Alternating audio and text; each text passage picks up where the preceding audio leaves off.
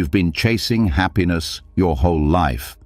They told you it was out there, waiting at the next promotion, the next relationship, the next achievement.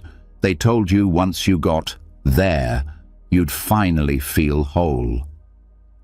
But here's the secret no one wants to admit. Every time you reach the finish line, it moves. Every win feels good for a moment, then slips through your fingers like sand, and you're left restless, tired, asking, why am I never enough? The truth is, happiness was never hiding out there. It was never something to run after, never something anyone else could give you. It lives quietly inside you, underneath the noise, underneath the constant chase.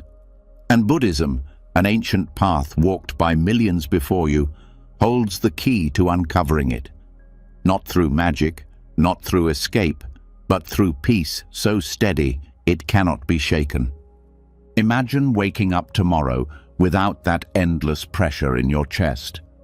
Imagine walking through the day lighter, calmer, unhooked from the constant urge for more.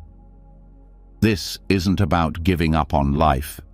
It's about learning to live it fully, without chasing, without clinging, without fear of not being enough. Tonight, as you listen, something will shift.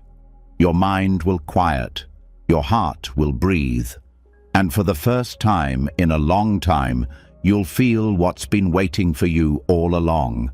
Happiness that doesn't run, happiness that doesn't hide, happiness that finds you the moment you stop chasing. Are you ready? Let's begin. You've just seen that happiness isn't waiting at the end of some future achievement, but has been within you the entire time. Still, one of the biggest reasons people miss this truth is because of desire itself. Desire can be confusing. It pushes us forward. It feels like motivation. It promises that once we get what we want, joy will finally arrive. And yet, when we cling too tightly to that wanting, we often end up exhausted and disappointed. The paradox is that when we loosen our grip, when we stop trying to force life to deliver happiness through outcomes, peace begins to appear naturally. Desire is not something to eliminate. Without it, life would lose its energy.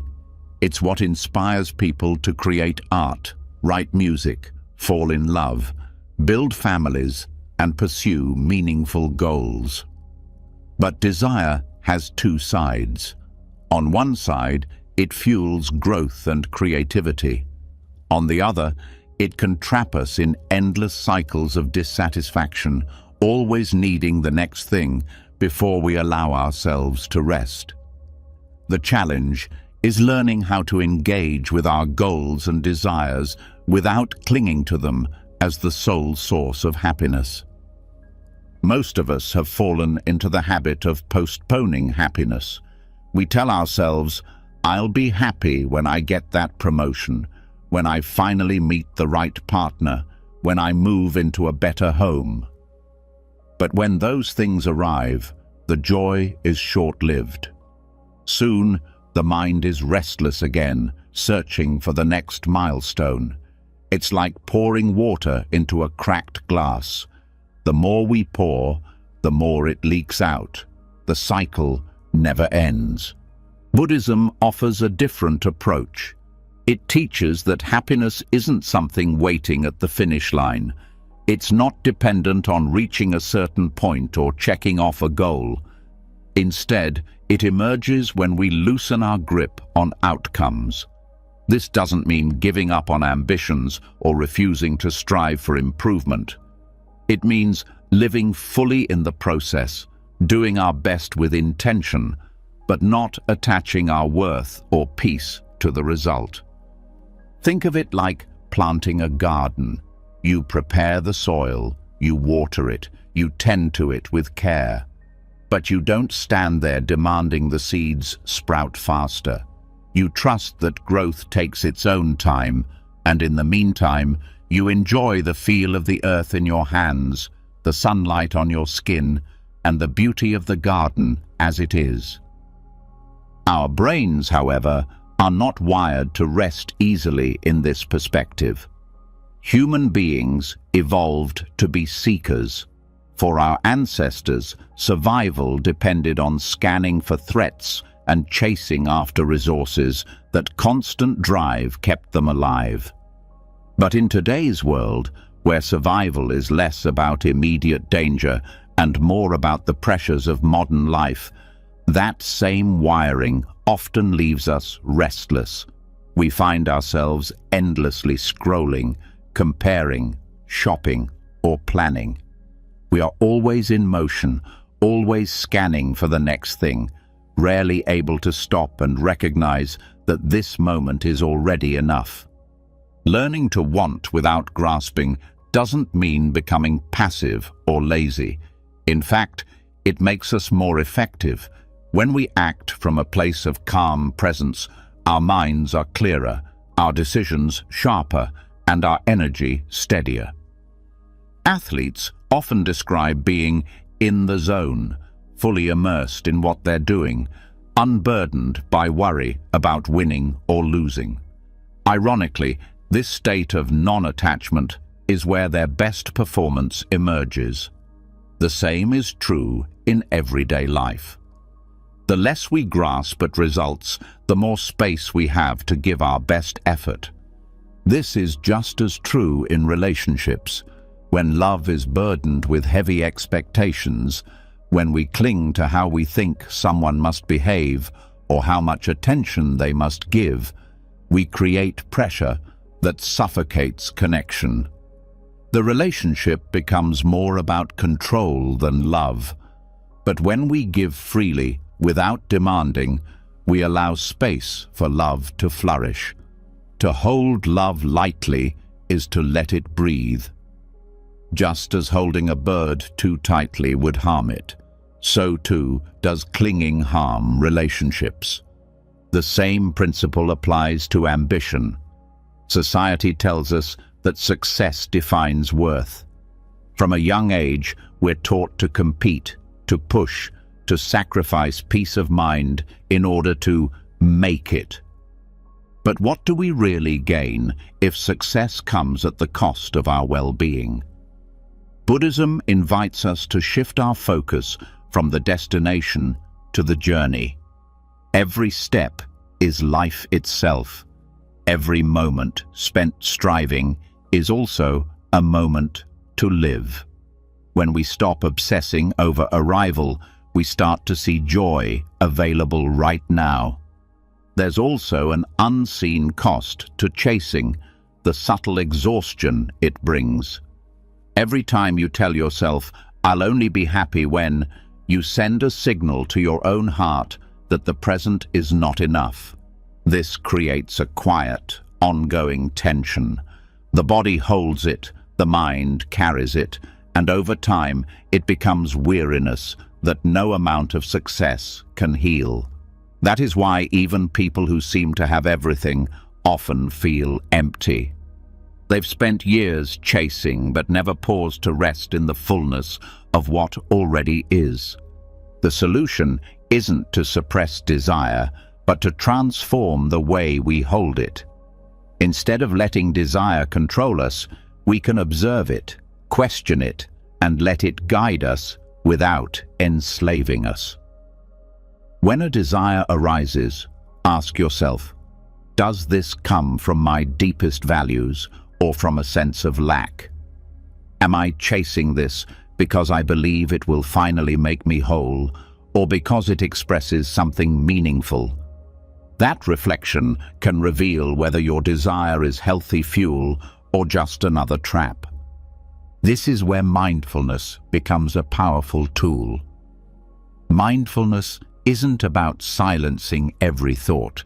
It's about noticing what arises, desire, fear, craving, and recognizing it for what it is, a passing wave. You don't have to obey it, and you don't have to fight it. You can let it come, let it go, and stay grounded in awareness. When you do this, you discover that happiness isn't waiting on the other side of desire. It's already here, in the calm beneath the wave. And with that calm comes a deeper joy in the ordinary, a simple meal, a walk outside, a quiet moment with a friend. These become enough. They don't need to be compared or upgraded. They hold their own quiet perfection. This perspective also weakens the pull of comparison. Instead of constantly measuring your life against others, you can stand firmly in your own path. You don't need to outrun anyone because you've stepped out of the race entirely. This is the heart of the paradox. When you loosen your grip, you don't lose life, you finally gain it. You continue to strive, to love, to dream, but you do so without chains. Desire doesn't disappear, but it transforms. It becomes a guide rather than a master. And in that shift, happiness begins to appear in the very moments where before it felt absent. The Buddha taught that clinging is the root of suffering. It isn't desire itself that hurts, but the way we grasp it, the way we demand that life unfold according to our plans. When we release that demand, suffering eases. What arises instead is a sense of coolness, of relief, of peace that doesn't depend on anything outside us. This way of living doesn't kill ambition or passion, it simply purifies it. The musician who plays out of love creates beauty far greater than the one who plays only to win applause. The same is true for us. When we release the need for success to prove our worth, we open ourselves to succeed with joy. Even modern research supports this wisdom. Psychologists studying flow states have found that people are happiest not when they achieve, but when they are deeply absorbed in the act of doing itself. In flow, the obsession with results fades, and what remains is presence. Buddhism has been teaching this for centuries, the joy of being in the moment, of wanting without clinging. To live this truth, begin with small steps. Notice one area where you've been chasing. Ask yourself what it costs you, then practice loosening the grip. Tell yourself, I can want this, but my peace doesn't depend on it. At first, the mind will resist, but with practice, you'll feel the freedom of no longer being bound by your desires. That freedom changes everything. Work feels lighter, relationships feel freer, and your inner world grows quieter. And in that quiet, happiness appears, not the brief high of achievement, but the steady peace of knowing that right now is already enough. This is the paradox of desire. To want without clinging, to strive without losing yourself, to love without chains. It's not easy, but it's possible. And once you begin, life transforms. The chase ends and living begins. And with this understanding, we move forward, because desire is only the beginning. There are subtler forms of chasing, small, almost invisible habits that weigh us down. The paradox of desire teaches that freedom is found not in killing our wants, but in loosening our grip on them. Yet desire is only one layer of the chase. Beneath it, there are smaller patterns that run our days, subtle reflexes that keep us tied to unrest without us even realizing it. These patterns are not always about money, success, or love. Sometimes they show up in the smallest gestures, the urge to reply instantly to every message, the compulsion to have the last word, the habit of proving ourselves in conversations. They seem harmless, but they drain peace little by little. Learning to release them is a different kind of renunciation, one that doesn't require leaving your home or shaving your head, but one that asks for courage all the same. This kind of renunciation is quiet. It is not dramatic or heroic in the way people often imagine when they hear the word. It doesn't mean walking away from everything you love. It means noticing the micro-attachments that slip through unnoticed and choosing again and again to let them go. These micro-renunciations open space for calm, clarity, and balance to grow. And when practiced consistently, they shift the entire tone of your life. One of the simplest forms of renunciation is restraint in communication. Think about how quickly the urge arises to respond immediately when someone challenges you, criticizes you, or even simply texts you. The pull to defend, to explain, to reply instantly feels automatic, but it isn't. Each time you allow a pause before answering, you renounce the reflex of urgency. That pause is not weakness, it's wisdom. It gives you time to see the situation clearly instead of being dragged by impulse. Over time, this simple habit transforms interactions. You become calmer, more thoughtful, and less reactive. You start to notice how much peace is preserved when you don't feed the fire of urgency. Another powerful micro-renunciation is letting go of the need to win arguments. Many people waste hours of energy trying to prove they are right. The mind equates being right with being safe or respected.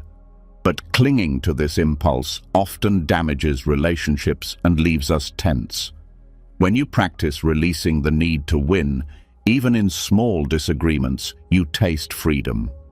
You begin to realize that peace is more valuable than victory. Often, what matters most is not proving a point, but maintaining harmony. This doesn't mean silencing yourself or allowing disrespect. It means recognizing that proving superiority brings no lasting happiness, while letting go strengthens your own stability. There is also the renunciation of speed. Modern life pushes us into constant motion. We hurry to finish meals, rush through conversations, and multitask through the day. But each time you choose to slow down, to chew your food with awareness, to listen fully without checking your phone, to walk without rushing, you practice renunciation. You release the habit of speed and reclaim the richness of presence. Slowness is not inefficiency. It is a refusal to be ruled by restlessness.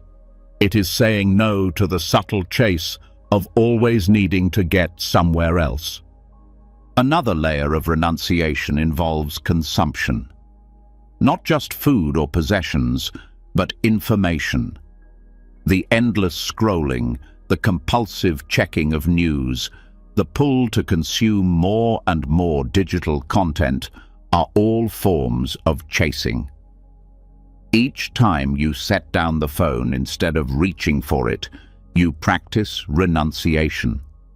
Each time you choose silence over background noise or one book over 10 half-finished ones, you are quietly reclaiming focus. This is not about rejecting technology, but about recognizing when consumption is controlling you rather than serving you. Renunciation also appears in the realm of emotions. Often we believe that we must immediately act on our feelings. If we feel anger, we express it. If we feel fear, we retreat. If we feel desire, we pursue it. But emotions do not always need immediate expression. The practice of renunciation here means letting an emotion rise and fall without obeying it. For example, when irritation sparks, instead of sending the sharp reply, you breathe and let it soften. When jealousy stirs, instead of feeding it with stories, you watch it pass. This practice doesn't suppress emotions, it simply refuses to let them rule your actions. Over time, this kind of restraint builds immense inner strength. There is also the renunciation of self-importance. Much of human suffering is tied to the subtle desire to be seen, acknowledged, or praised. Every day, the ego whispers, "Show them you matter, prove your worth." Micro-renunciation here means noticing those whispers and choosing not to act on them. It might mean allowing someone else to take credit, declining the urge to broadcast every success, or stepping back instead of pushing to be noticed. Each time you do this, you release the weight of constantly needing affirmation. Slowly, you discover that your value doesn't depend on external recognition. It shines naturally, without being advertised. The renunciation of over-explaining is another quiet but powerful practice. Many of us feel compelled to justify ourselves in every situation. We explain our choices, our mistakes, even our silences, often far more than necessary. This urge is driven by fear of judgment. But when you let go of the need to explain endlessly, you reclaim dignity. You begin to trust that your worth doesn't need defending. This renunciation creates space for self-respect and frees you from the exhausting chase of proving yourself to others. There is also renunciation in desires for perfection. The need to perfect every detail, to polish, to correct, to never make mistakes, is another form of grasping. Letting go here doesn't mean becoming careless. It means releasing the obsession with flawless outcomes. It means finishing a task with care and then allowing it to be enough. This micro-renunciation breaks the cycle of endless dissatisfaction and teaches you to find peace in completion rather than in impossible ideals. Even in conversation, renunciation has its place. The subtle compulsion to interrupt, to dominate, or to turn the focus back on yourself is a habit of clinging. Each time you allow silence, listen fully, or let another person have the last word, you are renouncing ego-driven impulses. These choices build humility and deepen connection. They remind you that listening is often more powerful than speaking.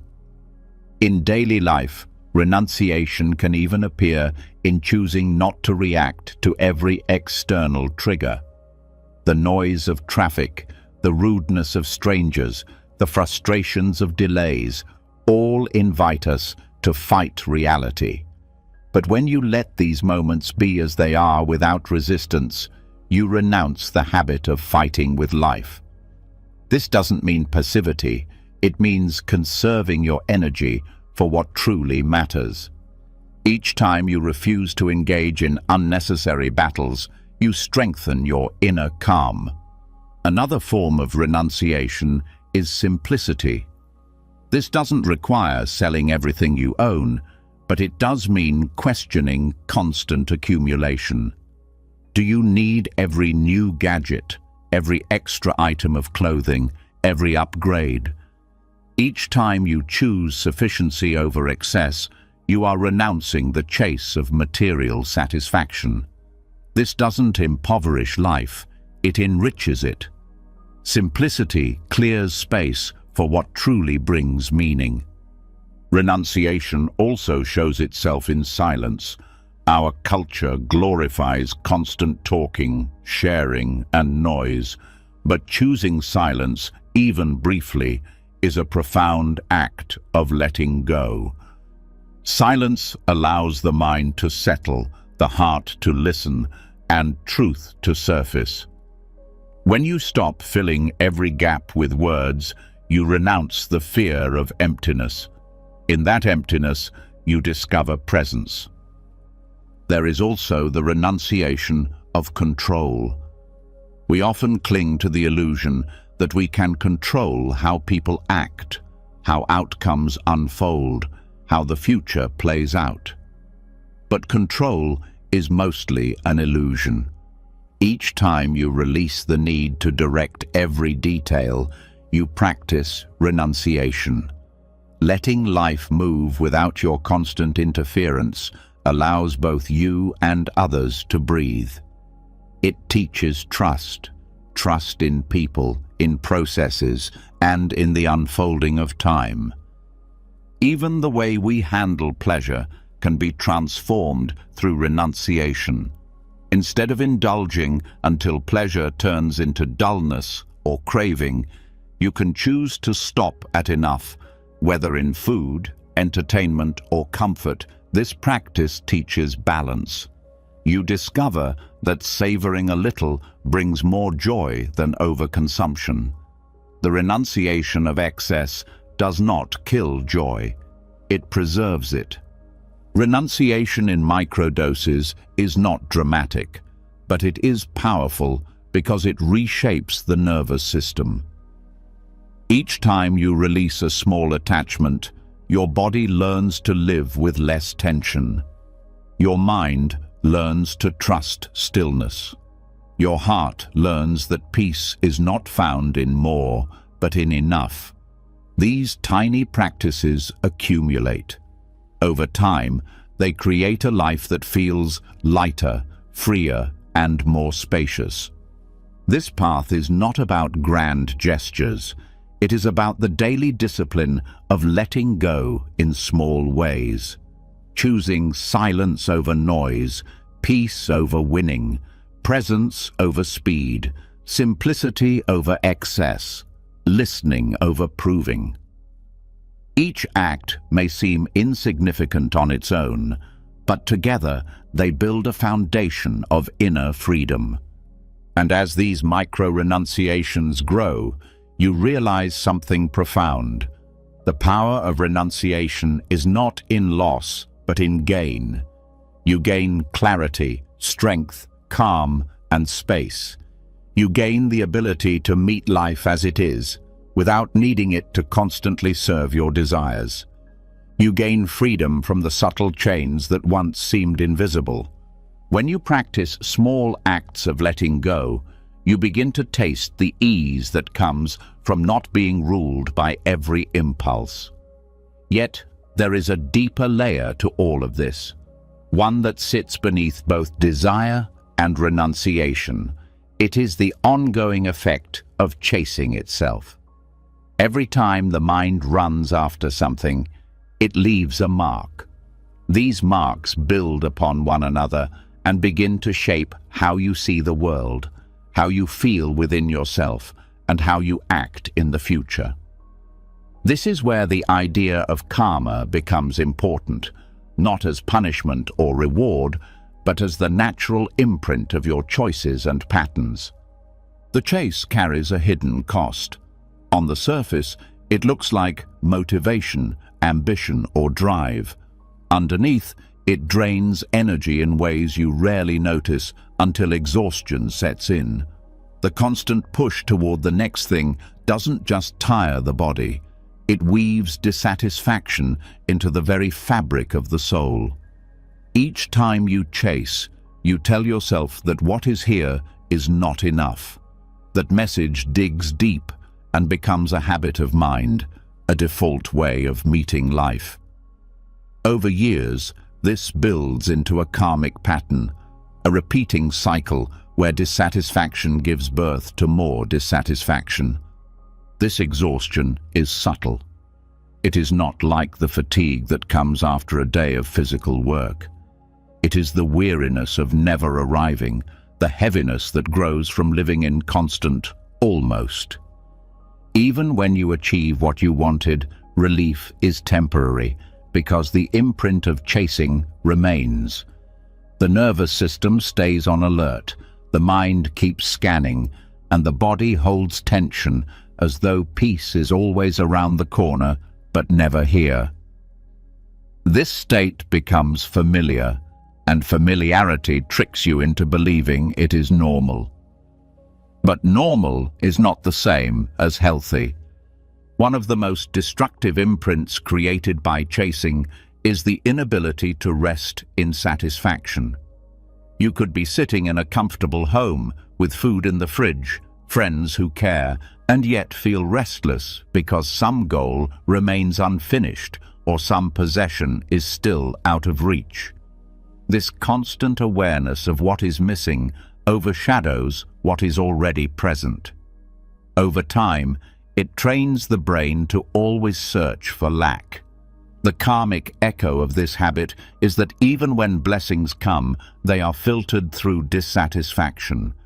Chasing also creates energetic friction in relationships. When you approach others with hidden agendas, seeking validation, attention, or proof of your worth, you leave behind subtle imprints of pressure and expectation. People feel it, even if unspoken. They sense the weight of being a means to your happiness rather than an end in themselves. That weight erodes trust and intimacy. The karma of such interactions is loneliness, because relationships built on neediness rarely sustain deep connection. On a deeper level, chasing shapes your inner dialogue. Each time you push towards something with the belief that it will complete you, you reinforce the message that you are incomplete. This message settles in like a seed, growing stronger with repetition. The karmic result is a life built on striving to fix what was never broken. Even achievements become part of the chase rather than an end to it. Instead of feeling whole, you feel temporarily patched, waiting for the next repair. The karmic cost is also seen in how the body responds. Stress hormones rise, sleep becomes shallow, digestion weakens, and the immune system falters. The body reads the chase as a sign of constant threat.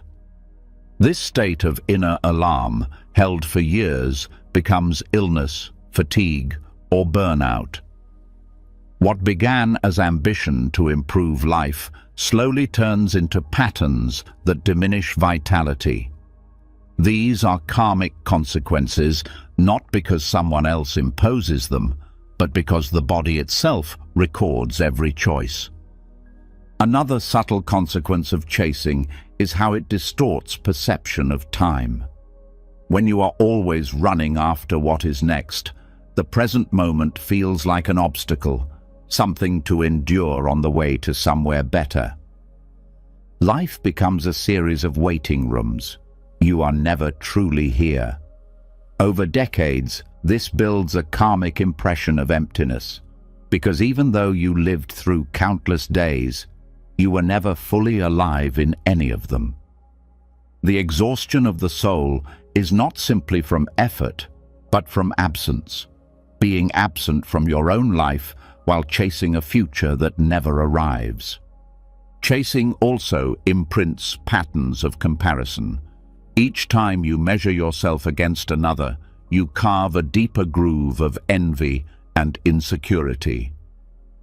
The karmic echo of this is endless dissatisfaction, because there will always be someone ahead, more skilled, more successful, more admired. Comparison is an endless ladder with no top.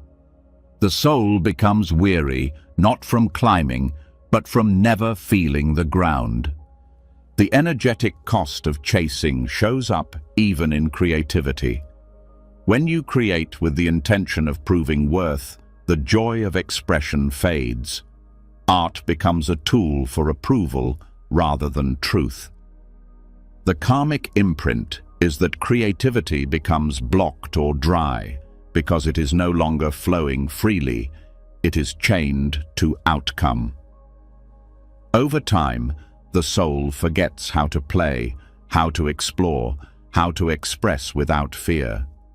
This loss is subtle but heavy because it cuts off one of the deepest sources of vitality. The karma of chasing extends into how you relate to yourself. When you chase constantly, you abandon yourself in the present.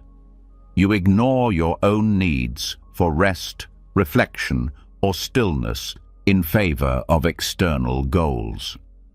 The karmic echo is disconnection. You wake up one day feeling like a stranger to yourself, unsure of what you actually value, because your identity has been built on pursuit rather than presence. This is one of the most painful forms of exhaustion, not knowing who you are apart from the chase. Even spirituality is not immune. Many begin to chase peace, enlightenment, or awakening as if they were trophies. But the harder you run toward these states, the further they seem. The karmic result is frustration because chasing spiritual experiences carries the same imprint as chasing material ones. The pattern of dissatisfaction repeats itself under a different name. Instead of finding freedom, you carry the same restlessness into your practice. Karmic imprints do not vanish on their own. They ripple into the future until they are met with awareness and transformed. Every time you act from a place of lack, you deepen the groove of lack. Every time you act from presence, you deepen the groove of peace.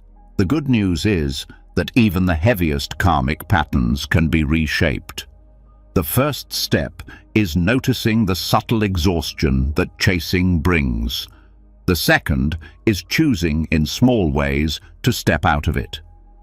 One way this transformation begins is through awareness of your body. When you feel the urge to chase, whether it's checking your phone, pushing harder at work, or proving a point, pause and notice your body. Do you feel tension in the chest, shallow breath, or restless movement? These are signs of the karmic pattern of chasing taking root in real time. By noticing, you create space to choose differently. Another way is by cultivating gratitude. Gratitude interrupts the karmic imprint of dissatisfaction by directing attention to what is already here. Each moment of genuine appreciation weakens the groove of chasing. Over time, gratitude builds a new pattern, one of sufficiency, of contentment. It doesn't erase desire, but it transforms the energy behind it. Compassion is another antidote. When you practice compassion toward yourself and others, you soften the harsh imprints left by chasing. You begin to see that everyone is caught in similar cycles of striving and exhaustion.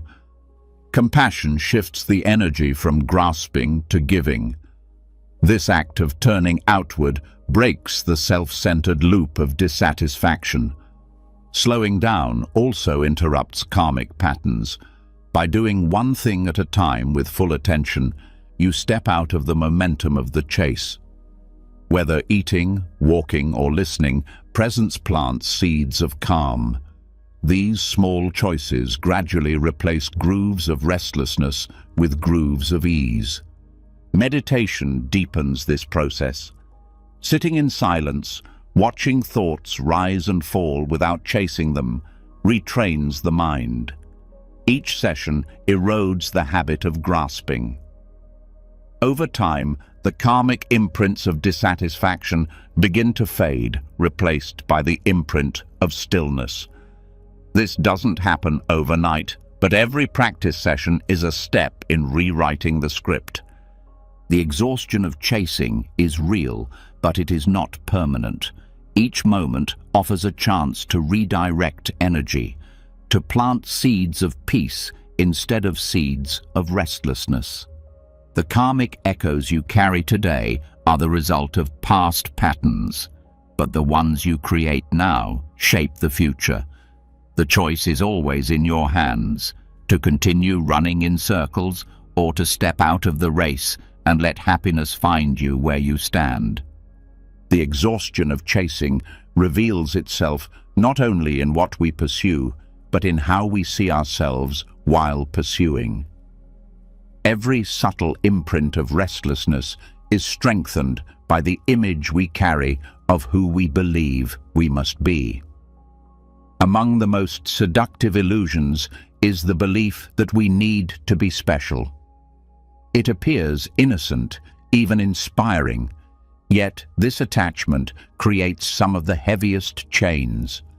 Beneath the desire to stand out lies a fear of being ordinary, unnoticed, or forgotten. And it is this fear, more than anything outside us, that keeps the soul restless. The drive to be special begins early. From childhood, we are praised for being smarter, faster, prettier, or more talented than others. Approval becomes linked with being different. Over time, we internalize the belief that our worth depends on being exceptional. The mind builds an identity around uniqueness, and any threat to it feels like an attack on our very existence. This is why criticism stings so deeply and why comparison burns like fire. It isn't just about others doing well, it is about the fear that our specialness is slipping away. The trouble with attaching to specialness is that it creates endless insecurity. If your worth is tied to being unique, then you can never relax, because uniqueness must be constantly proven.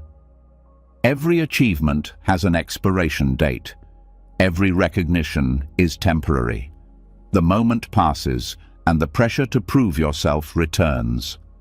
The karmic echo of this attachment is dissatisfaction. No matter how much you accomplish, it will never feel secure. Specialness also separates. When we need to feel above or different, we begin to see others as rivals.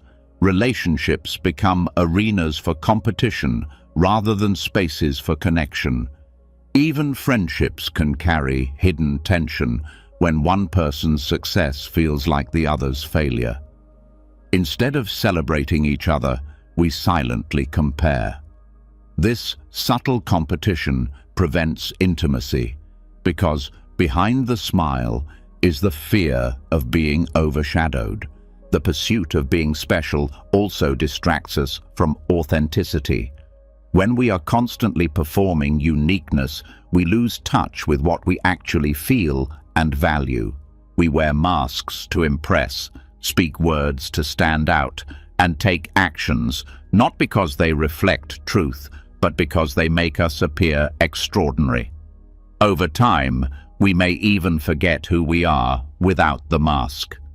The self becomes fragmented, hollow beneath the surface display. There is also a spiritual trap hidden in this desire. Even in practices meant to cultivate humility, the ego seeks a way to feel superior. People chase the identity of being the most enlightened, the most aware, the most compassionate. But this too is a form of specialness, and it carries the same dissatisfaction. The peace promised by spirituality slips away when the practice becomes another stage for the ego to perform. Letting go of being special does not mean erasing individuality. It means dissolving the desperate clinging to uniqueness as the foundation of worth. When you loosen this grip, you begin to see that true peace comes not from standing above, but from standing within. You don't need to compete for air, you already breathe. You don't need to prove your place in the world, you already exist. The relief that comes with this letting go is profound. Without the pressure to be extraordinary, you find freedom in simplicity. A quiet walk, a shared meal, a kind word. These no longer feel like interruptions to greatness, but as life itself. You begin to notice the beauty of being part of the whole, not separate from it. The mind, once obsessed with comparison, softens into connection. There is a gentleness that arises when you no longer need to prove yourself. Criticism loses its sting because it no longer threatens your identity. Praise loses its grip because it is no longer the source of your worth. Both become passing breezes rather than defining winds. This balance creates stability. You are steady because your foundation is not in external validation, but in the simple fact of being. When the attachment to specialness dissolves, compassion deepens. No longer seeing others as rivals, you can meet them as equals. Their joys don't diminish you. Their struggles don't elevate you. This shift transforms relationships. Connection grows where competition once lived. Trust builds where insecurity once lurked. In community, this change is powerful. Harmony replaces division. Support replaces envy. On a personal level, creativity flourishes when freed from the demand to be unique. When art, work, or expression no longer carries the burden of proving specialness, it becomes play again. Creativity returns to its natural flow, unforced and joyful. Ironically, the most genuine originality often emerges when you stop trying to be original. True uniqueness arises from authenticity, not from effort. The peace of letting go also transforms ambition. You still pursue goals, but they are not weighted with the need to prove worth. Success becomes sweeter because it is not tied to fear. Failure loses its power to crush because it does not strip you of identity. Ambition becomes healthier, rooted in exploration and contribution rather than desperation. Letting go of specialness also changes how you experience time. When the ego demands constant proof of uniqueness, life feels like a race. There is always urgency, always another milestone. Without this pressure, time opens. Moments expand because you are no longer rushing to prove anything. Presence becomes natural and life regains depth. The body, too, feels the release. The tension of striving to stand out softens. The constant stress of comparison eases. Energy once spent on performance is freed for living. Rest comes easier, breathing deepens, and health improves because the body is no longer burdened by the nervous pressure of constant proving. At the deepest level, letting go of specialness reveals connection with all life. When the illusion of separateness fades, you see yourself not as above or below, but as part of the same fabric. This recognition brings a humility that is not weakness, but strength. It allows joy in being ordinary, because ordinary is no longer small, it is vast, shared, and alive. This shift does not erase individuality, but reframes it. You still have your gifts, your perspectives, your voice, but they are expressed without anxiety. You contribute to the whole, not to elevate yourself, but because expression is natural. Life flows through you, and in that flow, peace replaces struggle. The suffering created by clinging to specialness is subtle but heavy. It distorts relationships, drains energy, and blocks authenticity. Dissolving this attachment does not strip you of identity. It frees you from the constant fear of not being enough. It allows you to return to simplicity, to connection, and to the quiet strength of simply being. When this truth settles, the chase ends, not because you no longer care about life, but because you finally see that life itself was never waiting for you to be extraordinary. It was waiting for you to simply arrive. Letting go of the need to be special loosens a heavy chain, but beneath that lies another force just as binding: expectation. It is quieter, less obvious, yet it shapes how we meet every moment. Expectation whispers how people should behave, how days should unfold, how the future should look. And when reality does not match, tension rises. This tension may feel natural, but in truth, it is a form of subtle aggression toward life itself. Each expectation is a demand, a way of saying, what is here is not enough until it bends to my will. Expectation is rarely questioned because it hides behind words like hope, standards, or vision. On the surface, it seems harmless. Yet beneath it, expectation is a seed of conflict. When you expect someone to act a certain way, you resist who they are in the present. When you expect the world to follow your script, you resist the world as it is. This resistance, repeated over and over, shapes the nervous system into one of restlessness, irritation, and quiet hostility. It may not always erupt into anger, but the energy of aggression is present. One of the clearest expressions of this is found in relationships. Expecting someone to meet every need, to always understand, to always respond as you wish, sets both of you up for suffering. No one can live up to the endless scripts the mind writes. When they fail, resentment builds. The expectation becomes a lens through which you no longer see the person as they are, but as they fail to be. The hidden violence here is subtle but real. It reduces the person to a role in your story, denying their freedom to simply be. Expectation also distorts how we approach ourselves. When you constantly demand perfection from your own actions, appearance, or achievements, you are at war with yourself. Every mistake becomes evidence of failure, every imperfection a wound.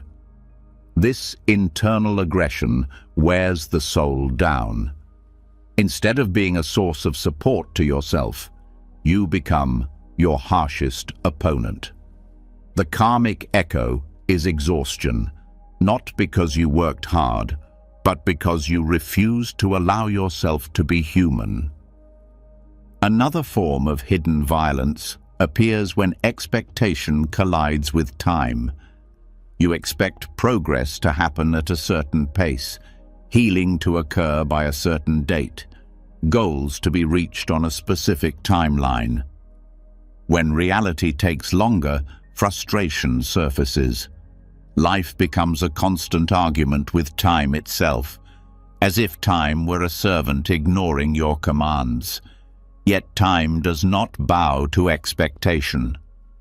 The more you demand, the heavier the dissatisfaction becomes. This aggression is not only inward, but outward. When expectations are projected onto friends, children, partners, or colleagues, subtle pressure builds. People feel judged, even if nothing is said.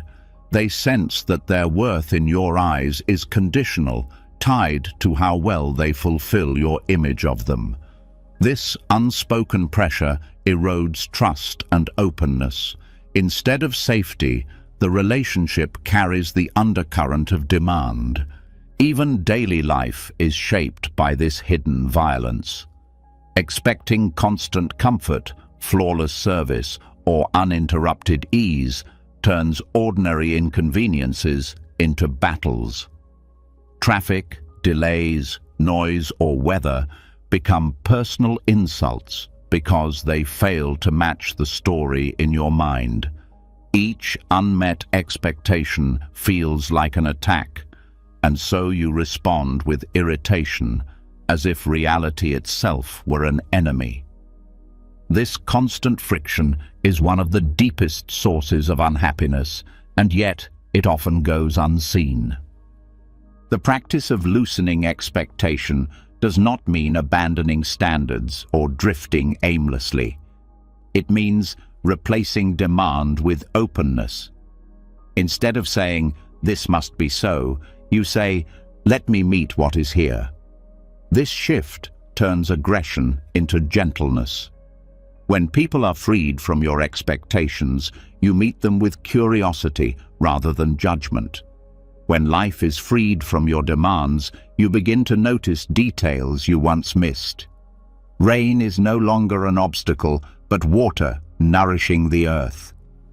Silence is no longer emptiness, but space to breathe. Gentleness toward reality does not weaken you. It strengthens resilience. When you no longer cling to rigid outcomes, you adapt with ease. Disappointments shrink because they are no longer violations of your story. They are simply part of life unfolding. This flexibility allows you to conserve energy and meet challenges without bitterness. A powerful practice in dissolving expectation is observing language. Notice how often thoughts begin with should. People should treat me this way. Life should be fair. Success should come faster. Each should is a weapon, subtle but sharp, cutting at reality. By softening this language, shifting from should to could or may, you transform inner aggression into openness. This could happen creates space. This may change allows breathing room. Small shifts in words create profound shifts in energy. Another practice is gratitude. Gratitude interrupts expectation by highlighting what is already here.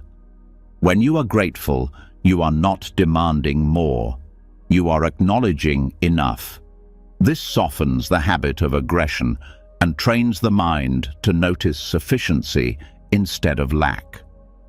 The more you practice gratitude, the less grip expectation holds, because contentment grows naturally. Compassion, too, dismantles expectation.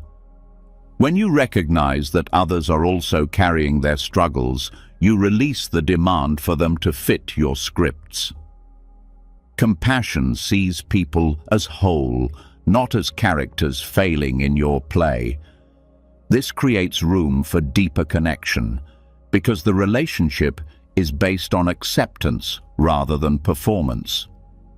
Meditation is another doorway. Sitting in silence, you witness the constant stream of expectations rising in the mind. You see how quickly the mind writes scripts about how things should be. By watching without obeying, you weaken the habit. The mind slowly learns that it can release demands without losing safety. The nervous system settles, and a gentler way of being takes root. Letting go of expectation also changes how you approach goals. Instead of chasing with desperation, you act with intention while allowing outcomes to unfold. You still plan, work, and hope, but without the rigidity of demand. Success then becomes sweeter because it is free from pressure. Failure becomes softer because it is no longer a collapse of identity, but simply part of the process. In everyday life, this gentleness manifests in patience. When you stand in line without irritation, when you listen without interrupting, when you let events take their natural pace, you embody non-aggression. These small acts accumulate, slowly reprogramming the mind away from hostility toward reality. The hidden violence of expectation weakens joy because it creates constant conflict between the world as it is and the world as you demand it to be. By loosening this grip, you step into alignment with life rather than against it. The gentleness that arises is not passive, it is steady, clear, and unshakable. It allows you to move through challenges with calm and to meet others with warmth. It replaces the heavy armor of demand with the lightness of acceptance. Expectation, left unchecked, fuels suffering. But when transformed, it becomes an opportunity for deep peace. Every moment you release a demand, you reclaim energy. Every time you soften a should, you create space for joy. In this space, the world is no longer an enemy to conquer, but a partner to walk with. And in that partnership, gentleness becomes not just a practice, but a way of being. When expectation softens, a new kind of space begins to open. The mind is no longer locked in battle with how life should be, and in that release, something easily overlooked comes into focus, the ordinariness of life itself. What was once dismissed as routine or insignificant reveals itself as the ground of peace. Yet most people miss this because they are conditioned to chase peak experiences. They believe happiness will come in grand moments, once-in-a-lifetime achievements, spectacular adventures, or dramatic turning points. Ordinary days seem dull in comparison, but this belief is the very reason contentment slips away. The pursuit of peak experience creates a hunger that cannot be satisfied. Even when extraordinary moments arrive, they vanish quickly, leaving a craving for more. The contrast between the high of the peak and the rhythm of daily life feels unbearable. Without realizing it, you train yourself to despise the very fabric of existence, the simple, repeated patterns that make up most of your days. The karmic imprint of this is a life that feels perpetually incomplete, as though something better is always missing just beyond reach. Ordinary moments are not a barrier to peace. They are the entry point. When you pour a glass of water, when you sit down to eat, when you sweep the floor, these are not interruptions to real life, but life itself. When attention is present, these moments reveal a quiet beauty, the weight of the glass, the taste of food, the sound of the broom across the floor, each carries depth.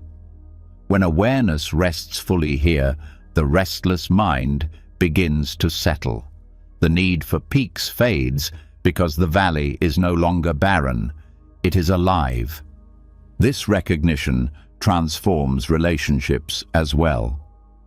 Many people wait for grand gestures, anniversaries, surprises, declarations to feel love.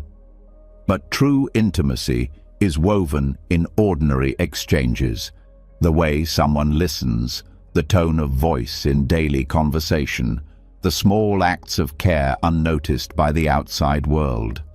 When you begin to value these, love deepens.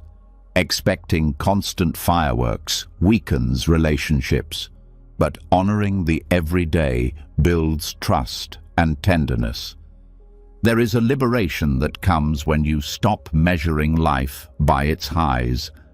You no longer fear boredom because boredom itself becomes a signal to pay closer attention. What feels dull is often simply unnoticed. The texture of a quiet afternoon, the shifting of light across a room, the sound of footsteps outside, all hold richness when the mind is not racing past them. Presence reveals that there is no such thing as ordinary.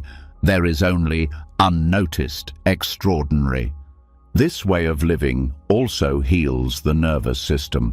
The constant hunt for stimulation keeps the body on edge, chasing dopamine spikes that quickly crash.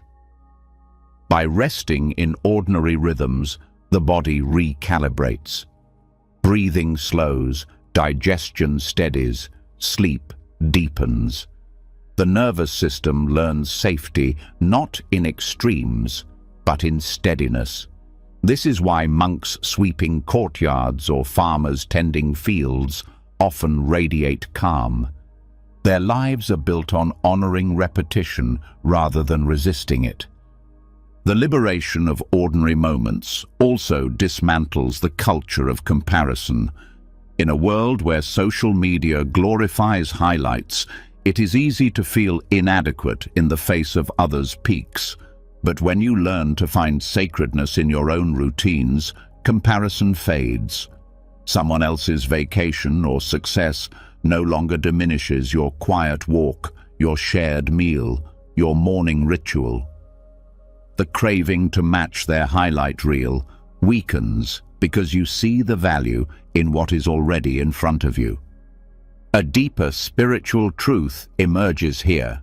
The sacred is not hidden in rare events, but woven into the everyday.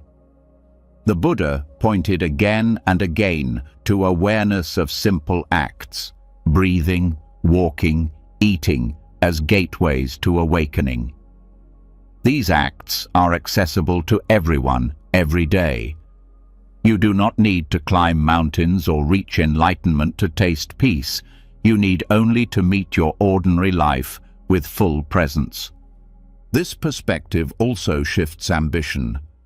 Instead of racing toward rare milestones, you begin to invest in daily practices.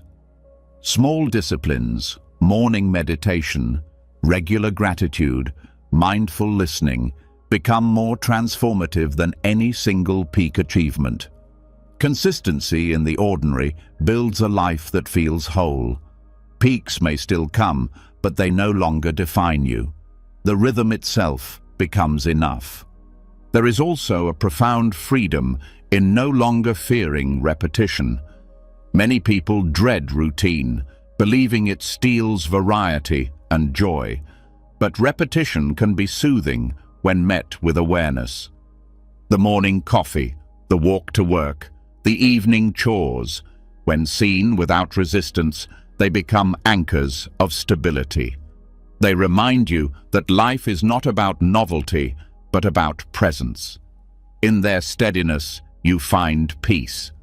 The liberation of the ordinary also allows for deeper creativity. When you are not desperate for highs, you begin to see inspiration in small details. A child's question, a bird's call, the changing colors of the sky, these spark insight when you are available to them. Creativity becomes less about chasing inspiration and more about being awake to what is already here. The peace found in ordinariness is also more durable. Peak experiences fade quickly, but daily moments repeat. By rooting happiness in the ordinary, you place it where it is most available. Every day offers opportunities to notice, to appreciate, to rest in simplicity.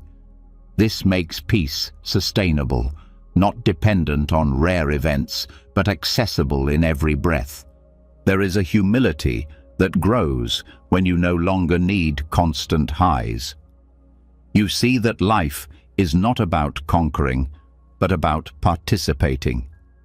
You become less obsessed with legacy and more engaged with presence. Washing dishes is no longer below you. It is a practice of care. Waiting in line is not wasted time.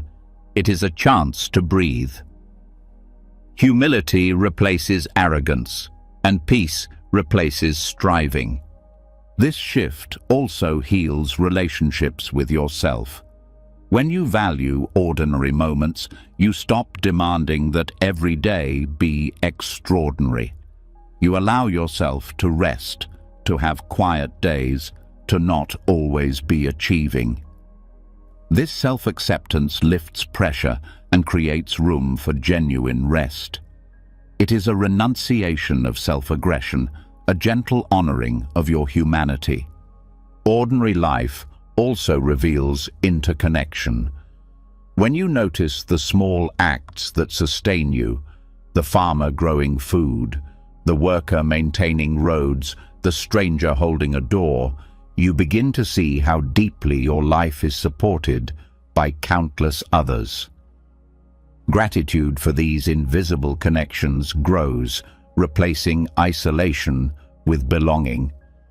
The liberation of ordinary moments shows that joy does not need to be sought. It is discovered. It is found in the taste of tea, the warmth of sunlight, the rhythm of breath.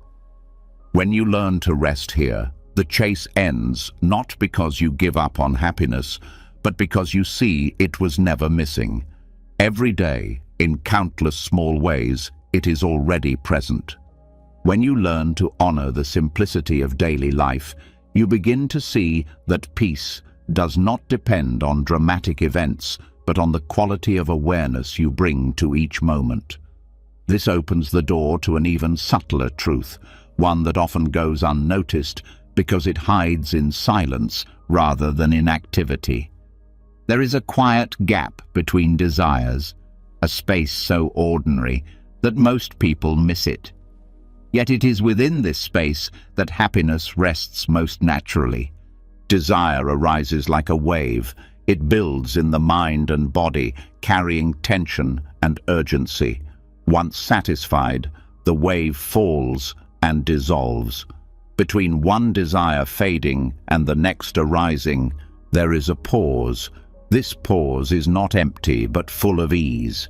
It is the short moment when the mind is not reaching, not demanding, not grasping. In this brief window, you are free, but the habit of chasing blinds you to it. Most people rush from one want to the next without noticing the stillness that was available in between. The Buddha pointed to this space as a doorway into liberation. When desire stops for even a moment, the restless wheel of craving halts. What remains is clarity, calm, and sufficiency. You do not need to eliminate all desires to experience this. You only need to notice the natural pause that arises when one is fulfilled or when one falls away unmet. In that interval, you see that happiness does not depend on the next acquisition. It is already here in the absence of striving. The nervous system reveals this truth clearly. Consider the satisfaction after quenching thirst. The moment the body is no longer craving water, there is a release. Muscles soften, breath steadies, the mind relaxes. This release is not created by the water itself, but by the absence of craving once thirst is gone. The relief you feel is not in the object, but in the freedom from wanting. This shows that what you truly seek is not the object of desire, but the space left behind when the grip of desire ends. The same principle can be seen in larger experiences. After striving for a goal and finally reaching it, there is a brief rest. But soon the mind shifts to the next pursuit. The sweetness you feel is not in the goal itself, but in the temporary silence of craving. If you do not see this, you will keep chasing new goals, believing the object provides happiness, when in reality it is the pause that does. This misperception fuels endless striving because the source of joy is misidentified. Learning to recognize this space changes everything. You begin to see that freedom is not at the end of desire, but between desires. By bringing awareness to these pauses, you cultivate a direct taste of peace. Meditation strengthens this recognition. As you sit in stillness, you watch thoughts of wanting rise and fall. Between them, silence appears. At first, it feels fleeting, but with practice, you see it is always present, waiting behind the noise of the mind. The more attention you give it, the more expansive it becomes. This understanding also softens attachment. When you know that the real sweetness comes from the pause after desire ends, the objects themselves lose their power. You can enjoy them without clinging, because you know they are not the true source of happiness. This breaks the cycle of compulsion. You eat the meal, enjoy it, and let it go. You achieve the goal, celebrate, and release it. No longer do you exhaust yourself trying to make temporary experiences permanent. The space between desires also transforms relationships. Much conflict arises from unmet expectations and constant demands on others. When you learn to rest in the intervals, you no longer place impossible pressure on people to complete you. You give them room to be, and in that room, love grows more naturally. Instead of clinging, you find connection. Instead of chasing validation, you find contentment in shared presence. This shift has profound effects on health. The cycle of craving and grasping keeps the body in a state of stress. Restlessness activates tension, elevates heart rate, and clouds sleep. By resting in the pauses, the body learns relaxation, not as an accident, but as a practice. This recalibration restores balance to the nervous system, allowing healing and resilience. Peace becomes embodied rather than abstract. The space between desires also reveals something essential about identity. Much of who you think you are is tied to striving. The roles you play, the achievements you seek, the image you project. But in the pause, all of that falls away. You are not striving to be anything, you are simply present. This glimpse shows you that your true nature is not tied to roles or accomplishments. It is awareness itself, silent, steady, and free. Noticing this space requires training because the mind is conditioned to rush past it. A useful practice is to pause after completing small tasks. After finishing a meal, before reaching for your phone, sit in the quiet for a moment. After sending an email, rest your hands and breathe before starting the next. These small pauses reveal the taste of freedom in ordinary life. Over time, you begin to see that peace is not rare, but woven between every action. Another practice is to notice the breath. Between inhalation and exhalation, there is a natural pause. This pause is effortless and recurring. Resting awareness there trains the mind to find comfort in stillness. The breath becomes a teacher, showing that the rhythm of life includes natural spaces of silence. By attuning to these, you strengthen the ability to rest in the gaps between desires. The insight into this space also reshapes ambition. You do not stop setting goals or working toward them, but the energy behind them shifts. Instead of chasing completion for the promise of happiness, you approach goals as expressions of creativity and contribution. You know that peace is not at the finish line, but available throughout. This makes effort lighter, more joyful, less desperate. Success and failure both lose their sting, because neither defines your access to contentment. Culturally, this wisdom is radical. Consumerism thrives on convincing you that happiness is in the next purchase, the next upgrade, the next experience.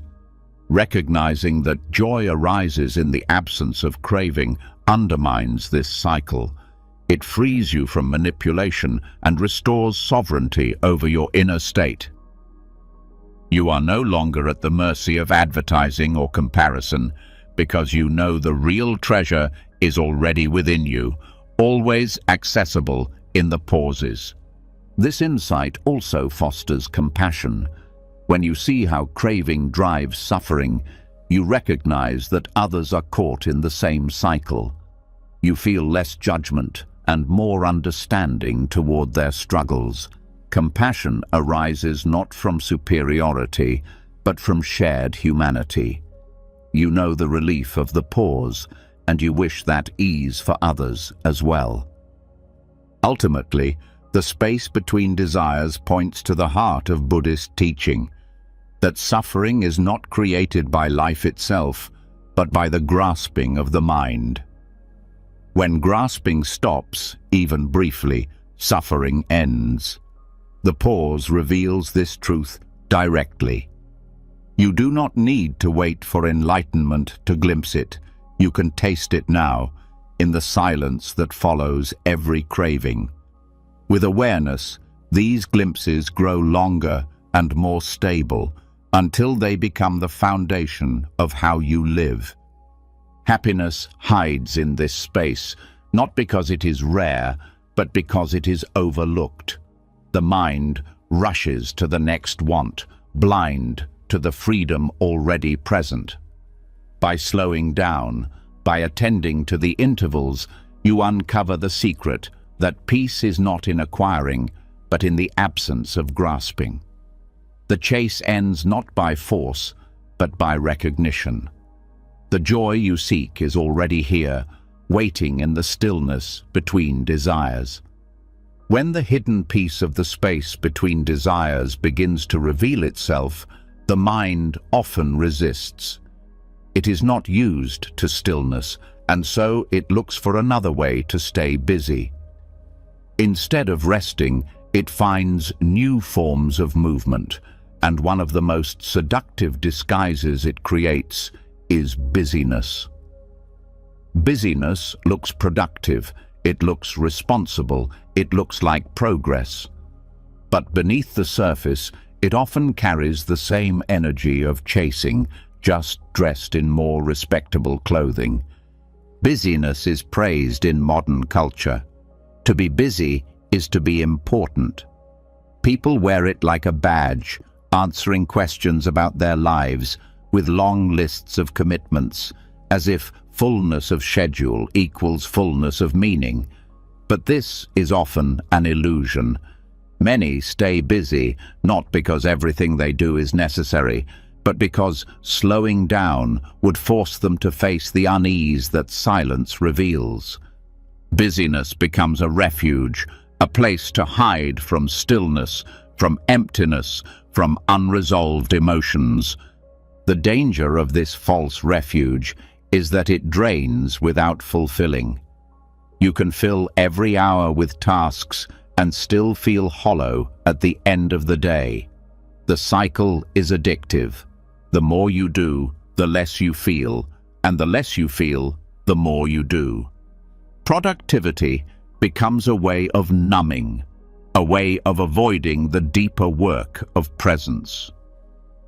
The karmic imprint is dissatisfaction, because no matter how much is accomplished, the sense of incompleteness remains. This shows up in work culture most clearly. Many believe that endless activity equals value. Long hours are mistaken for dedication, busyness for contribution. Yet, when examined closely, much of this activity is shallow. Emails that did not need to be sent, meetings that solved nothing, reports that no one will truly read. The movement creates the appearance of progress, but clarity is lost. Stepping back often reveals that fewer, more intentional actions create far more impact than constant motion. Busyness also invades personal life. Days become filled with errands, entertainment, social obligations, and distractions. There is always something next. Another notification, another episode, another scroll. These activities may not be harmful individually, but when piled together without pause, they create noise that drowns out presence. Life becomes fragmented, attention scattered, and genuine connection rare. The illusion of being occupied replaces the reality of being alive. The root of busyness is often fear. Fear of being unworthy, if not productive. Fear of being left behind. Fear of facing silence, where unresolved pain or emptiness might surface. The mind convinces itself that constant motion will keep these fears at bay, but avoidance only strengthens them. What you refuse to face grows stronger in the shadows. Busyness becomes a cage disguised as freedom, trapping you in cycles that prevent true clarity. The first step in dismantling this false refuge is honesty. You must ask whether the things filling your day are truly essential or whether they are distractions dressed as duties. This inquiry can be uncomfortable because it threatens identities built around being efficient, reliable, or successful. But when you see clearly, you begin to notice how much of your life energy is spent on tasks that serve ego more than purpose. Clarity arises when you step back and create space. When you pause before saying yes to another responsibility, you give yourself room to ask, does this align with what truly matters? When you leave empty time in your schedule, you discover that life does not collapse. Instead, you find breath, rest, and openness. In that openness, insights appear. Decisions become clearer, priorities more obvious. What once seemed urgent is revealed as trivial. This stepping back does not mean abandoning responsibilities. It means engaging with them consciously rather than compulsively. Washing dishes with awareness, writing one meaningful email instead of 10 rushed ones, spending time with a loved one without distraction. These are not less productive. They are deeply productive because they preserve energy and cultivate presence. The quality of action matters more than the quantity.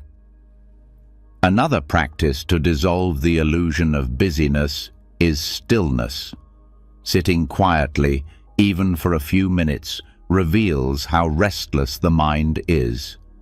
At first, discomfort rises, the urge to check the phone, to plan, to move. But if you stay, the restlessness softens. Stillness shows that the urge to be busy is not a necessity, but a habit. By practicing stillness, you retrain the nervous system to rest in calm rather than chaos. Nature also teaches this lesson. Trees grow without rushing, rivers flow without schedules, seasons shift without urgency. None of this is wasted motion, yet none of it is frantic. Aligning with these rhythms shows that true productivity is steady, patient, and effortless compared to the human obsession with constant activity. Observing nature reminds you that clarity comes not from doing more, but from being in harmony with what is. Busyness also hides in the mind's narrative about identity. Many people believe, if I stop, I will fall behind, or if I rest, I will lose value. These beliefs keep the wheel spinning, but when examined, they dissolve. Falling behind compared to whom? Losing value in whose eyes? These questions reveal that busyness is often fueled by comparison and fear of judgment. Letting go of these beliefs weakens the compulsion to overfill life. Slowing down restores depth to relationships. When you are no longer rushing from one task to the next, you have time to listen, to notice, to connect. A conversation becomes meaningful when not treated as an item on a checklist. Presence communicates more than words ever could. Busyness robs relationships of depth, but stillness nourishes them. The liberation from busyness also restores creativity. In constant motion, the mind has no space to wander or dream. Ideas need stillness to grow. Many breakthroughs in art, science, and philosophy arose not in moments of frenzy, but in quiet reflection. When you create margin in your life, inspiration finds room to enter. Busyness suffocates it. Silence invites it. The body benefits as well. Constant motion without rest depletes energy and weakens resilience. Stepping away allows the body to recover, the nervous system to reset, and vitality to return. True productivity requires balance, not overextension. Just as fields must lie fallow to remain fertile, the human body and mind require rest to function fully. Letting go of busyness also shifts how you define success. Instead of measuring life by the number of tasks completed, you begin to measure by the depth of experience, the clarity of intention, the peace of mind. Success becomes less about being constantly occupied and more about living meaningfully. This redefinition breaks the illusion that busyness equals value. Ultimately, the false refuge of busyness crumbles when you recognize that clarity is found not in doing more, but in doing less with presence. Stepping away does not weaken you. It strengthens your vision. It allows you to meet life directly, without the noise of unnecessary tasks. The chase for worth through busyness ends, and in its place, you discover the simplicity of being clear, steady, and free. When the illusion of busyness begins to fall away, another layer of the chase is exposed. Even when the calendar is cleared, even when the body slows, the mind often remains restless. It begins to search for something just out of reach, something that promises to make the present worthwhile. This is the ego's addiction to next. It is the quiet, insistent voice that says, "The next job will complete me, the next partner will heal me, the next stage of life will finally bring peace." Beneath its tone lies a belief that what is here can never be enough. This addiction to what comes next is deeply woven into culture. From childhood, people are told to look ahead, to the next grade, the next achievement, the next step in the ladder of life. The habit becomes automatic, so much so that most do not see it as a choice. The mind lives in perpetual anticipation, rarely resting in the present. Even celebrations of success are short-lived, quickly replaced by new targets. The moment of arrival collapses into another departure, and the cycle continues without pause. The cost of this addiction is constant dissatisfaction. When the ego is obsessed with next, the present moment feels incomplete. Meals are eaten while thinking of the next task. Conversations are held while waiting to say the next thought. Journeys are taken with eyes fixed on the next destination. Life slips past, not because it is short, but because attention is elsewhere. The karmic imprint is a life lived half absent, always waiting for a better tomorrow that never fully arrives. This obsession creates a deep restlessness. Even in stillness, the mind searches for what is missing. A quiet afternoon feels wasted unless it leads to progress. A relationship feels unstable unless it promises a future outcome. An achievement feels hollow unless it secures the next step. The ego thrives on forward motion, but the soul is drained by it. Restlessness becomes the background noise of life, so constant that it begins to feel normal. The addiction to next also corrodes relationships. When people are seen only as steps to the next phase, partners as means to marriage, colleagues as means to promotion, friends as means to opportunity, they are no longer valued for themselves. This instrumental view breeds disconnection. Relationships lose depth because they are filtered through the lens of utility. True intimacy requires presence, but presence is impossible when the mind is already living in what comes after. Career and ambition are fertile grounds for this addiction. The culture of constant advancement teaches that value lies in upward motion. The next job title, the next salary bracket, the next recognition becomes the measure of worth.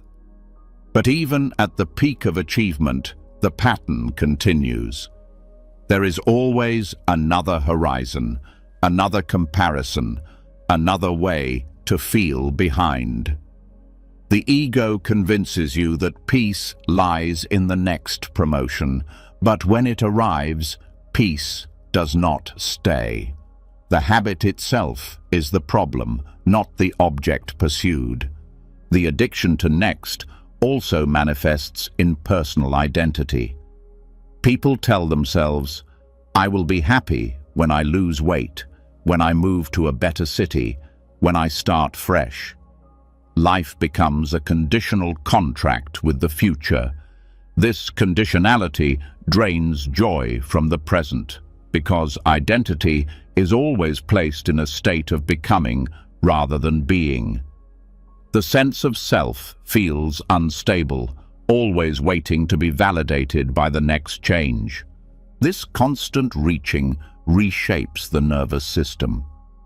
The body lives in a state of subtle tension, anticipating what comes after. Sleep is shallow because the mind rehearses tomorrow. Meals do not nourish because attention is elsewhere. Even leisure is restless as the ego wonders what will come after the break. Over time, this produces exhaustion not from activity, but from the inability to rest. The body carries the weight of a future that never arrives. The addiction to next also obscures gratitude. When the focus is on what is coming, what is here is overlooked. A job once prayed for becomes a burden because the next job is not yet here. A partner once cherished becomes ordinary because the mind fantasizes about what could come after. The home once celebrated becomes unsatisfying because the next upgrade looms in thought. Gratitude cannot coexist with constant forward projection. Breaking free from this addiction requires recognition that the promise of next is an illusion. The joy you expect from the future is never in the future. It is in the gap that opens when desire falls silent. That gap is available now, not later. The challenge is to stop outsourcing peace to tomorrow and to reclaim it in the present. A practical way to loosen the grip of next is to notice small completions. When you finish a task, instead of rushing to the next, pause and rest in the satisfaction of completion. This pause interrupts the cycle of constant forward motion. Over time, it retrains the mind to value presence over projection. Another approach is mindfulness in ordinary actions. When walking, simply walk. When eating, simply eat. The ego will try to pull you forward, thinking of the next step, the next bite. But with practice, you return to the current moment. This anchors you in what is, revealing that peace is not waiting in the distance, but available now. Reflection also helps dissolve the illusion. Consider past achievements that once seemed like the key to happiness. Notice how quickly they faded into the background, replaced by new desires. This recognition weakens the belief that the next thing will be different. It exposes the pattern as a cycle, not a solution. The addiction to next is not just individual, but collective. Societies glorify progress, expansion, growth. Economies depend on the promise of more. Breaking free requires courage to step against cultural current, to value depth over speed, sufficiency over accumulation. This courage does not isolate you, it liberates you from systems that thrive on your perpetual dissatisfaction. Letting go of next does not mean abandoning dreams or refusing growth. It means releasing the desperation that ties happiness to outcomes. Goals can still inspire, but they are pursued from wholeness rather than lack. The journey itself becomes meaningful because you are present in it rather than rushing through it. Success no longer defines your worth, and failure no longer erases it. Both are simply experiences, not verdicts. When the addiction weakens, life regains texture. Colors seem brighter because you are here to see them. Conversations deepen because you are not rushing ahead. Meals satisfy because you are present to taste them. Time feels richer because it is no longer spent waiting for something else. The ordinary becomes extraordinary, not because it has changed, but because your attention has. At its heart, the ego's obsession with next is a refusal to accept that life is already enough. But when you stop running, you discover a peace that does not depend on arrival. The cycle breaks, and you see that happiness was never waiting in the next chapter. It was hidden in the page you were already on. The addiction to what comes next shows how the ego endlessly pulls the mind forward, refusing to rest in what is. But this restless energy does not only express itself in careers, relationships, or material desires. It can also sneak into the spiritual path itself. The search for awakening, peace, or enlightenment can become another chase, another identity, another competition dressed in sacred clothing. This is what many teachers call spiritual materialism, the hidden tendency to treat inner growth as a possession, a badge of honor, or a way of elevating the self. Spiritual materialism is subtle because it disguises itself as sincerity. On the surface, it looks like discipline, devotion, or aspiration. Beneath it, the same hunger for specialness and future reward operates. Instead of chasing money or recognition, one begins chasing mystical experiences, profound insights, or the identity of being advanced on the path. The ego adapts, changing costumes but keeping the same underlying addiction: more, better, higher. This pattern often begins innocently. Someone discovers meditation, yoga, or wisdom teachings and feels genuine relief. The practice soothes restlessness, opens clarity, and brings glimpses of peace. But soon the mind grasps at those glimpses, turning them into goals. Meditation becomes not a space of letting go, but a performance. How deep can I go? How quickly can I awaken? How can I compare my progress with others? The practice, meant to dissolve grasping, becomes another object of grasping. The danger here is that the ego hijacks what was meant to free you. Instead of loosening attachment, spiritual practice tightens it by attaching identity to being spiritual. People begin to talk in spiritual language, dress in spiritual fashion, or collect spiritual experiences like trophies. They measure worth by how calm they appear, how long they meditate, or how many retreats they attend. This is not peace, but performance. It is not liberation, but another form of subtle imprisonment. Spiritual materialism also manifests in the search for extraordinary states. Many chase bliss, visions, or altered experiences as proof of progress. Yet the Buddha and countless teachers emphasized that the real measure of practice is not peak states, but freedom from craving, compassion toward others, and presence in ordinary life. When spirituality becomes a hunt for highs, it mirrors the same cycle as material chasing. Temporary satisfaction followed by emptiness and the need for more. Another form of this disguised chasing is the identity of the humble seeker. Ego thrives not only on pride, but also on the appearance of humility. Someone may downplay their practice publicly, but inwardly cling to the belief that they are more advanced or purer than others. This creates division, turning spirituality into hierarchy.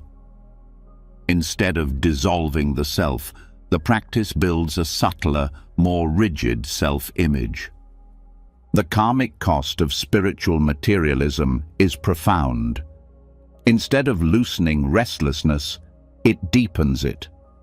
People may practice for years, yet remain agitated, judgmental, or anxious, because the practice is rooted in striving rather than surrender.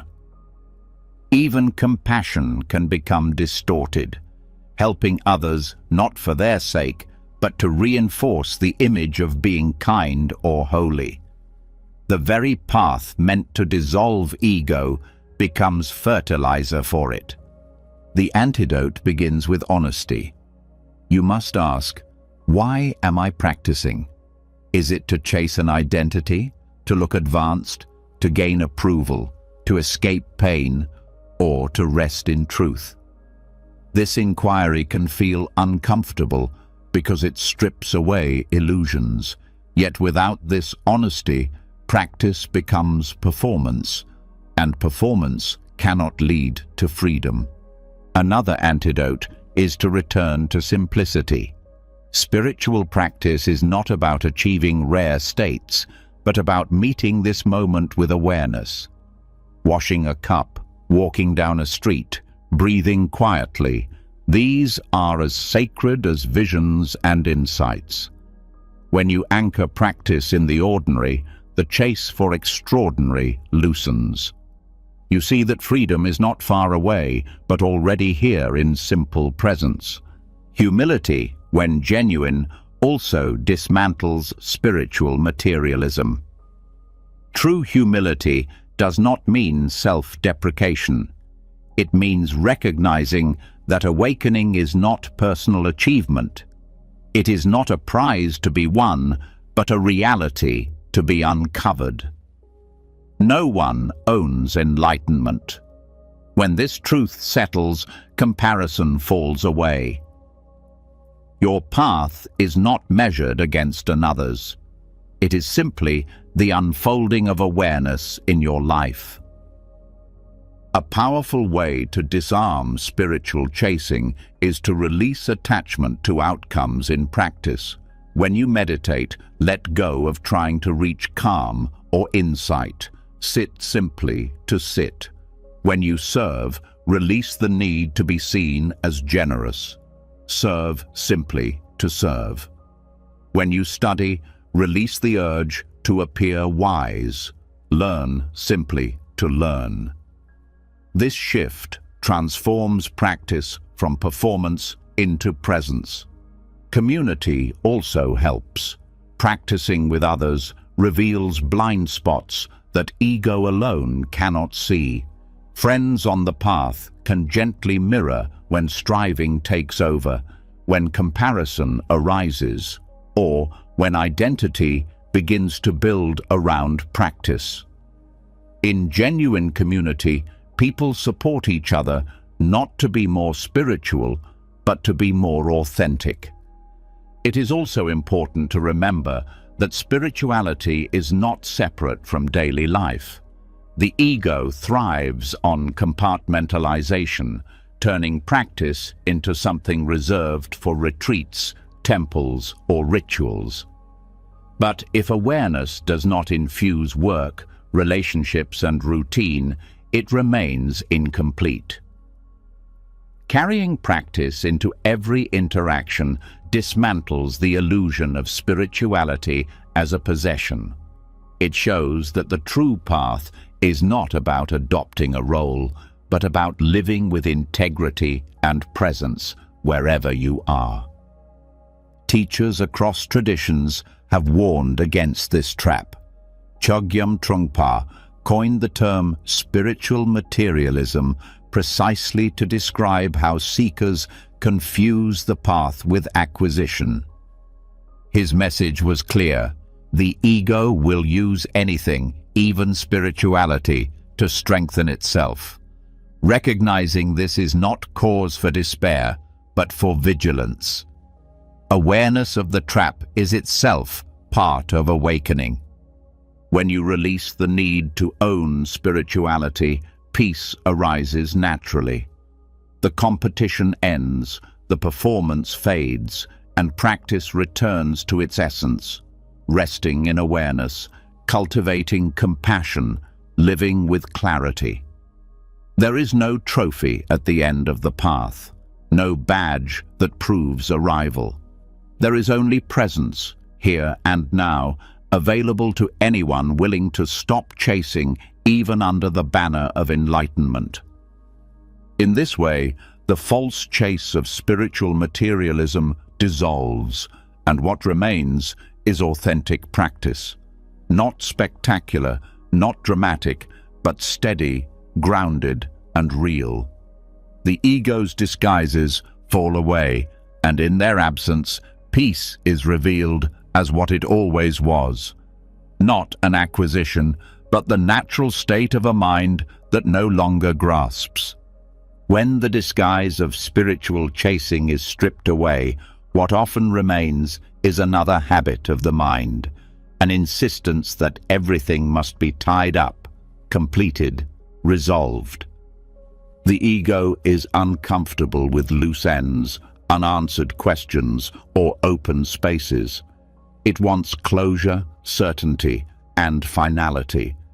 Yet life itself is unfinished by nature. The refusal to accept this truth creates suffering, while the willingness to embrace incompleteness opens a door to freedom. The pressure to be finished shows up in countless ways. People feel it in their careers, where they push toward a final position or level of recognition, as if a rival will end all striving. They feel it in relationships, wanting the perfect resolution of love without conflict, as if intimacy were supposed to reach a state where nothing more is required. They even feel it within themselves, longing to reach a final version of identity, a stable self that no longer changes. But existence is fluid, and clinging to finality is like trying to freeze a river. This compulsion for resolution shapes how people relate to problems. When something uncomfortable arises, uncertainty about the future, tension in relationships, inner conflict, the mind rushes to fix it. Yet many problems are not meant to be solved instantly. They are meant to be lived with, observed, allowed to unfold over time. By forcing resolution, you often create more conflict. You tighten knots rather than loosen them. The peace you seek is not in hurrying to finish, but in resting with the process. The obsession with being finished also hides in the pursuit of knowledge. Many people crave complete answers, final philosophies, airtight systems that explain everything. But wisdom grows in the space where questions remain open. When you can sit with not knowing, insight has room to deepen. The demand for certainty closes doors, while acceptance of incompleteness keeps curiosity alive. The wisest minds in history have spoken not from certainty, but from humility, knowing that mystery is not a flaw, but the heart of reality. The addiction to closure also affects creativity. Artists, writers, and thinkers often feel blocked, not because they lack ideas, but because they demand perfection before expression. They want the work to be finished before it begins. This fear of imperfection stifles creation. When you release the need for a flawless result, you discover the freedom to create with playfulness. The work may remain incomplete, but in that incompleteness is authenticity. Masterpieces often emerge not from perfection, but from the courage to stay open. On a deeper level, the compulsion for resolution creates tension within identity itself. Many long for a final version of who they are, a fixed story that makes sense of their lives. But identity is fluid, changing with experiences, relationships, and stages of life. The attempt to lock it into place creates conflict when reality does not match the story. By embracing the unfinished self, you allow growth without fear. You no longer see change as failure, but as the natural movement of life.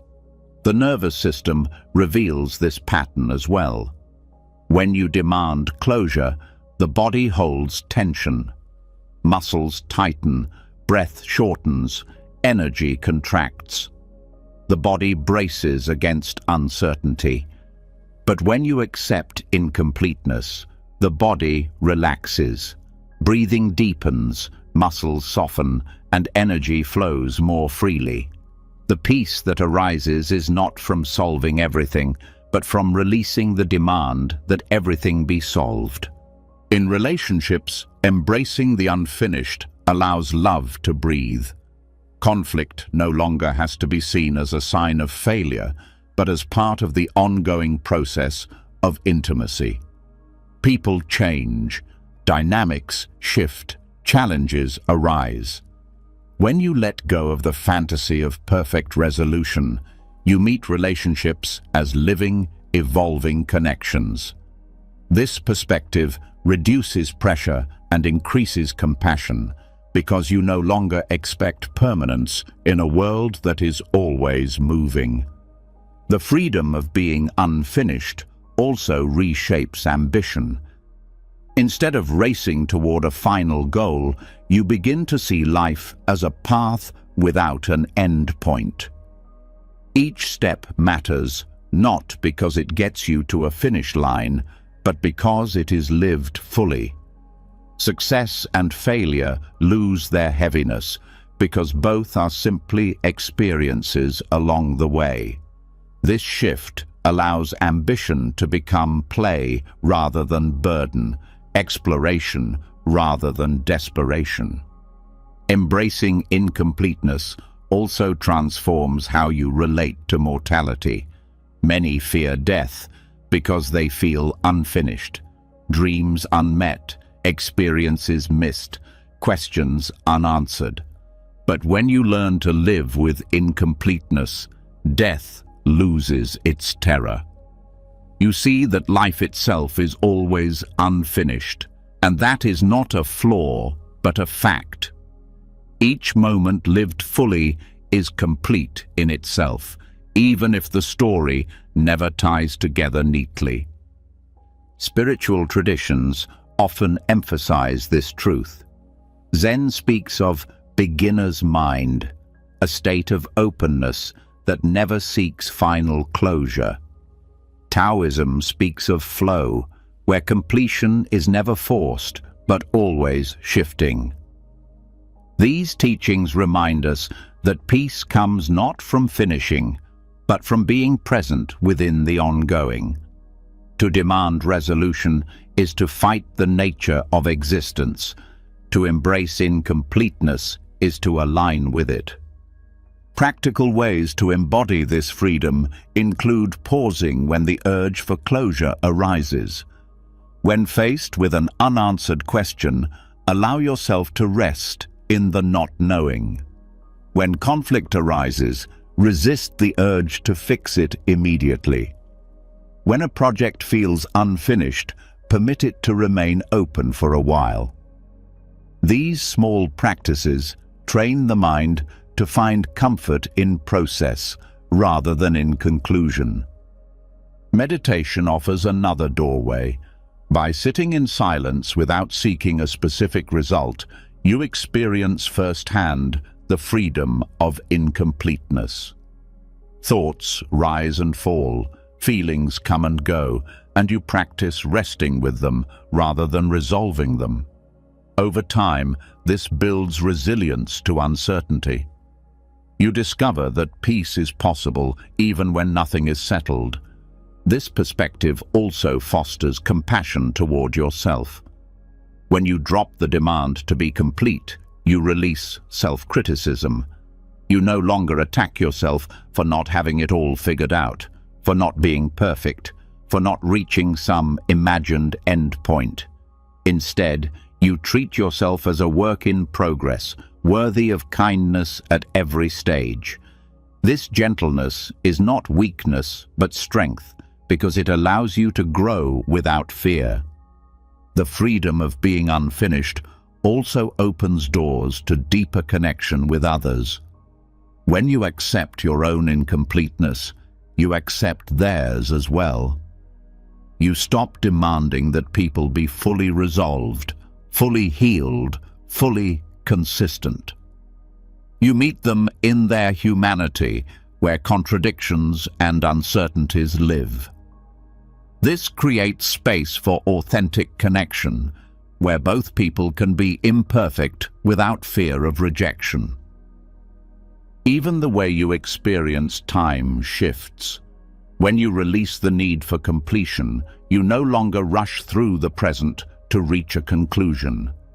Time expands because each moment is allowed to stand on its own. Waiting becomes less painful because you are not straining for resolution. The present becomes rich, not because it is finished, but because it is lived. The beauty of incompleteness is that it keeps life alive. Finality is static. Incompleteness is dynamic.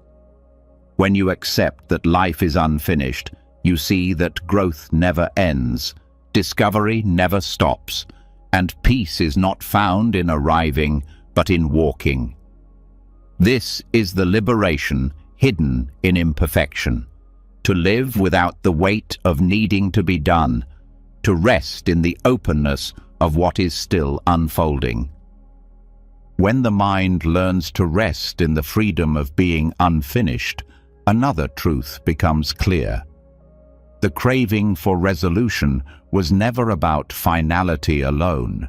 It was also about never feeling that what you have, who you are, or where you stand is enough. The chase is fueled by a quiet but relentless belief that something is missing. And in this constant grasping, the subtle joy of enough is overlooked. Enough is not a single point to reach. It is a practice, a way of meeting life moment by moment. Yet the habit of chasing blinds us to it, convincing us that contentment belongs only to some future version of ourselves.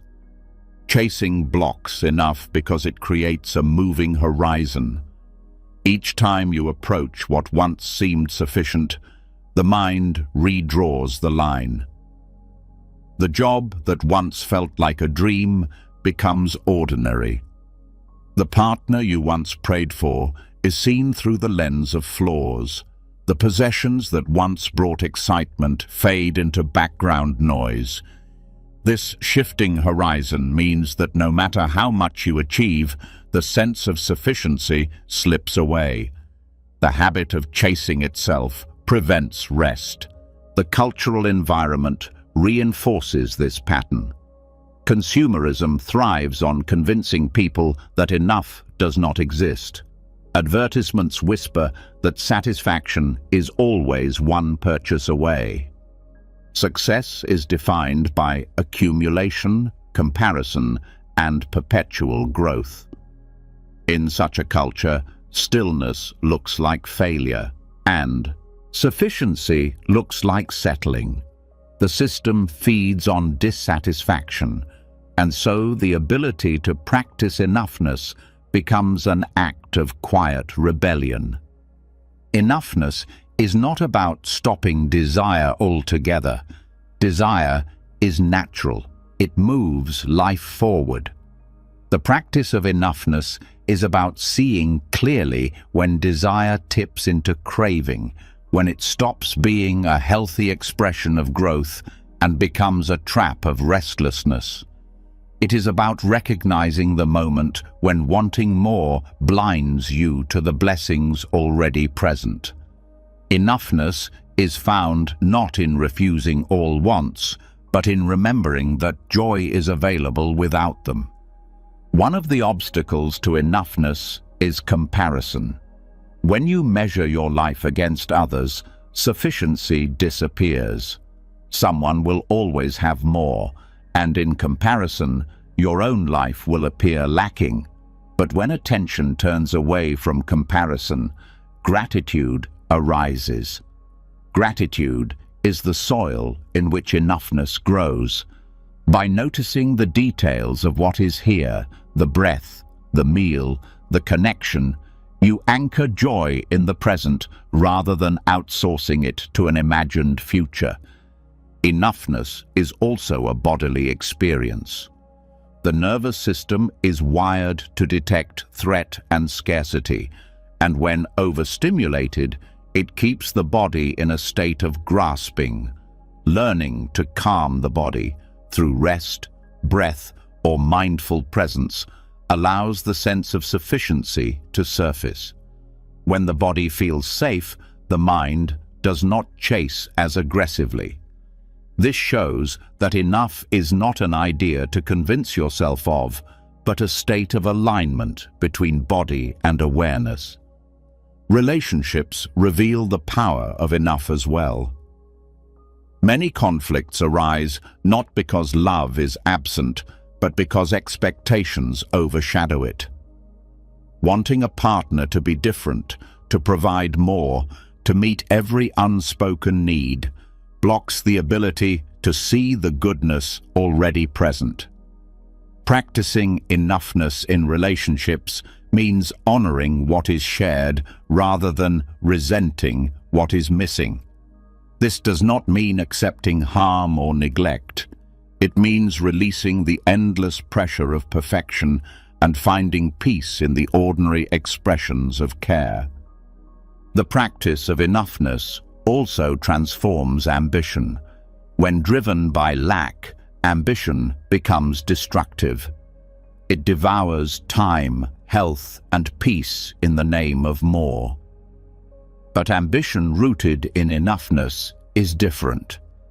It arises not from desperation, but from expression. You still create, build, and strive, but you do so with balance. You know that your worth is not dependent on the outcome. This makes success more joyful and failure less crushing because both rest on the foundation of sufficiency. Enoughness does not mean stagnation. It means that growth is chosen freely, not compulsively. It means that exploration adds to life, but is not required for life to be whole. This distinction is crucial. Chasing tells you that happiness requires more. Enoughness shows you that happiness is already here, and that growth is a bonus, not a condition. Another obstacle to enoughness is the mind's attachment to drama. The ego thrives on stories of striving and overcoming, on the grand narrative of pursuit. Ordinary sufficiency feels too quiet to the ego, too simple. Yet this quiet is exactly where peace lives. The challenge is to retrain the mind to value subtle joy over dramatic highs. This is why meditation often feels boring at first, because the mind resists the simplicity of enough. With patience, however, the simplicity reveals its depth.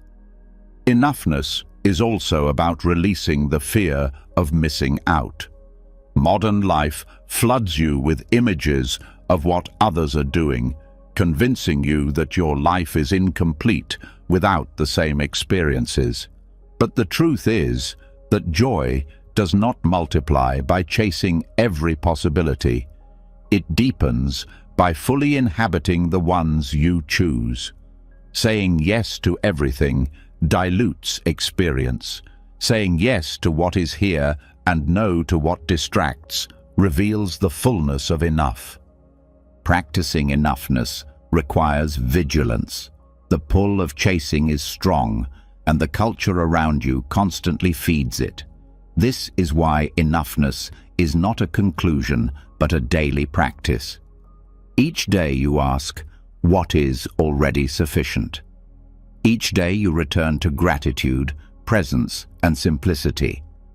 With repetition, the mind begins to rest more easily, and the body learns the feeling of contentment. Enoughness also has a communal dimension. A culture obsessed with more creates inequality, exploitation, and environmental harm. When individuals practice enough, they disrupt this cycle. They consume less, hoard less, and share more. This creates space for balance, both within society and with the earth. Practicing enoughness is not only personal liberation, but also collective healing. The joy of enough is subtle because it does not shout. It does not carry the thrill of acquisition or the rush of achievement.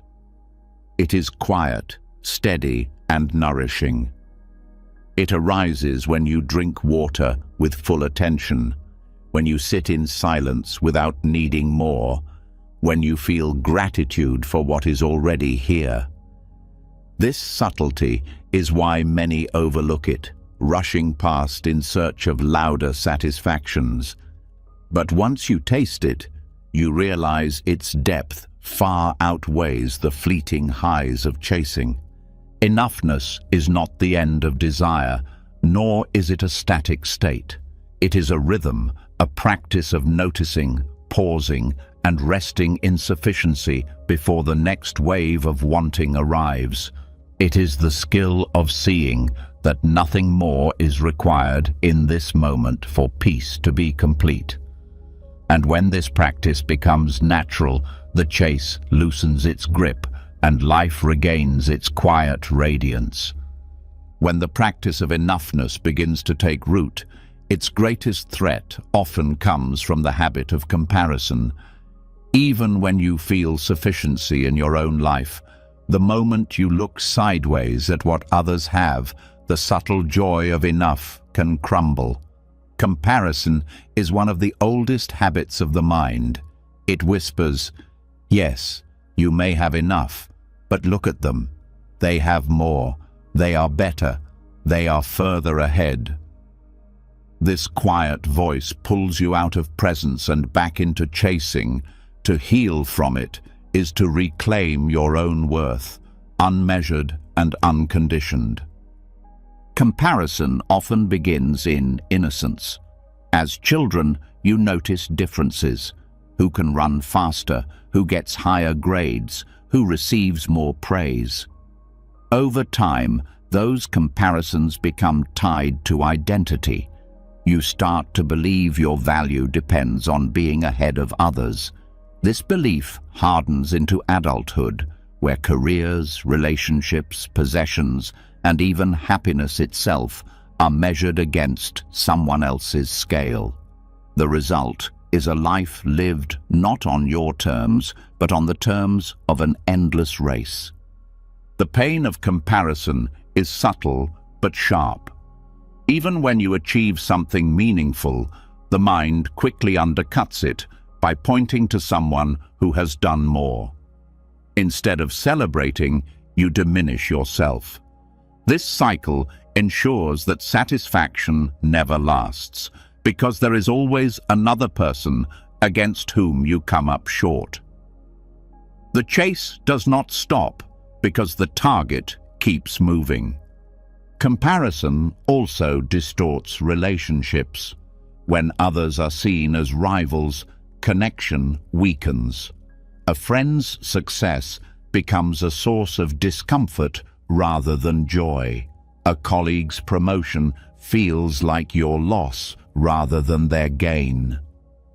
Even within families, comparison creates division.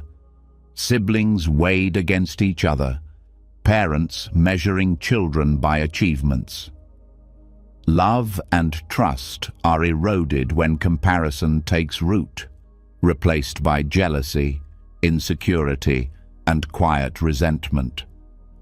On a deeper level, comparison obscures your true path. When you measure yourself against others, you drift from what is authentic to you. You chase what looks impressive rather than what feels meaningful. You take jobs, pursue goals, or adopt lifestyles, not because they fit your heart, but because they fit an image of success defined by someone else. The cost of this misalignment is a life that may look full on the outside, but feels empty within. The body carries the burden of comparison as well. It shows up as tension in the chest, shallow breathing, restless thoughts. Each comparison triggers the nervous system as if you are under threat, because the ego interprets being behind as danger. This chronic stress wears on the body, leading to fatigue, anxiety, and even illness. The healing begins not with more accomplishments, but with releasing the habit of measuring worth against others. The practice of non-comparison begins with awareness. Each time the thought arises, "They are ahead, I am behind, I should be more like them," pause and name it for what it is, a thought, not a truth. Seeing it clearly weakens its hold. Over time, you learn to recognize comparison as a conditioned pattern rather than an accurate reflection of your value. Gratitude is another antidote. When you focus on what is present, comparison loses fuel. You cannot fully appreciate your own blessings while simultaneously envying another's. By turning attention to the details of your life, the people, opportunities, experiences, you cultivate a sense of sufficiency that comparison cannot easily shake. Gratitude reorients the mind from scarcity to abundance. Compassion also plays a vital role. When you see that others' successes and struggles are not measures against you, but reflections of their own journeys, the edge of comparison softens. Compassion allows you to celebrate others without feeling diminished. It reminds you that worth is not a limited resource. Their joy does not reduce yours, just as their progress does not erase your path. Another powerful shift is to anchor worth in being rather than doing. When value is tied to achievements, comparison thrives. But when you recognize that your worth is intrinsic, present simply because you exist, the measuring tape loses relevance. No accomplishment by another can reduce the value of your being. This recognition may feel subtle at first, but with practice, it builds an unshakable foundation of self-worth. Non-comparison also requires redefining success. Instead of measuring by external milestones, ask, am I aligned with my values? Am I living with integrity? Am I growing in compassion and presence? These measures cannot be compared because they are deeply personal. By setting your compass inward rather than outward, you release the need to constantly scan others for direction. Silence and solitude nurture this practice as well. In stillness, the noise of competition fades, and you reconnect with your own rhythm. The more you listen inwardly, the less you are swayed by external comparisons. Meditation, walking in nature, or even simple breathing exercises create space for this reconnection. In these moments, you taste freedom from the endless race. Healing from comparison also means loosening your grip on social mirrors. The modern world amplifies comparison through constant exposure to curated images of others' lives. Recognizing this distortion is essential. What you see is not the whole truth, but a carefully shaped fragment. Reclaiming peace requires stepping back from these mirrors and anchoring attention in lived experience rather than digital illusions. The practice of non-comparison reshapes relationships into spaces of support rather than rivalry. When you release the need to measure, you can celebrate others sincerely. You can also receive their success as inspiration rather than threat. Communities built on non-comparison thrive because each person brings their gifts without fear of being overshadowed. Collaboration replaces competition, and trust deepens. In the realm of creativity, non-comparison unlocks authenticity. Instead of trying to replicate what has already been praised, you create from your own truth. This originality flows not from striving to be unique, but from being real. Paradoxically, when you stop trying to stand out, you often produce the most authentic contributions. The healing power of non-comparison also extends to self-acceptance. When you are no longer grading yourself against others, you have room to embrace your flaws, mistakes, and imperfections without shame. Growth becomes exploration rather than competition. You can learn, adjust, and evolve without the heavy weight of judgment. Ultimately, non-comparison restores presence. The mind is no longer dragged into fantasies of being ahead or fears of being behind. It settles into now. In this presence, life feels whole, because it is no longer being measured against a shifting standard. The freedom that arises is profound, not the freedom of being better than others, but the freedom of not needing to be. The joy of enough is deepened and stabilized by non-comparison. Enoughness cannot survive in the shadow of rivalry, but it flourishes in the light of authenticity. When you release the lens of comparison, you see that life was never a race. Each person is walking their own path, and the beauty of yours can only be seen when you stop looking sideways. When the grip of comparison begins to loosen, another layer of the chase reveals itself, one even more hidden because it takes place entirely within. It is not about keeping up with others, nor about reaching for external markers of success. This chase happens in silence, inside the mind and heart, where we battle against anger, fear, grief, shame, and every part of ourselves we wish were different. It is the inner chase, the relentless attempt to push away what feels uncomfortable, to deny emotions we do not want to face, to outrun shadows we carry. Yet the harder we resist them, the more power they gain. The tendency to fight inner states is deeply ingrained. From an early age, many are taught to categorize emotions as good or bad, acceptable or shameful.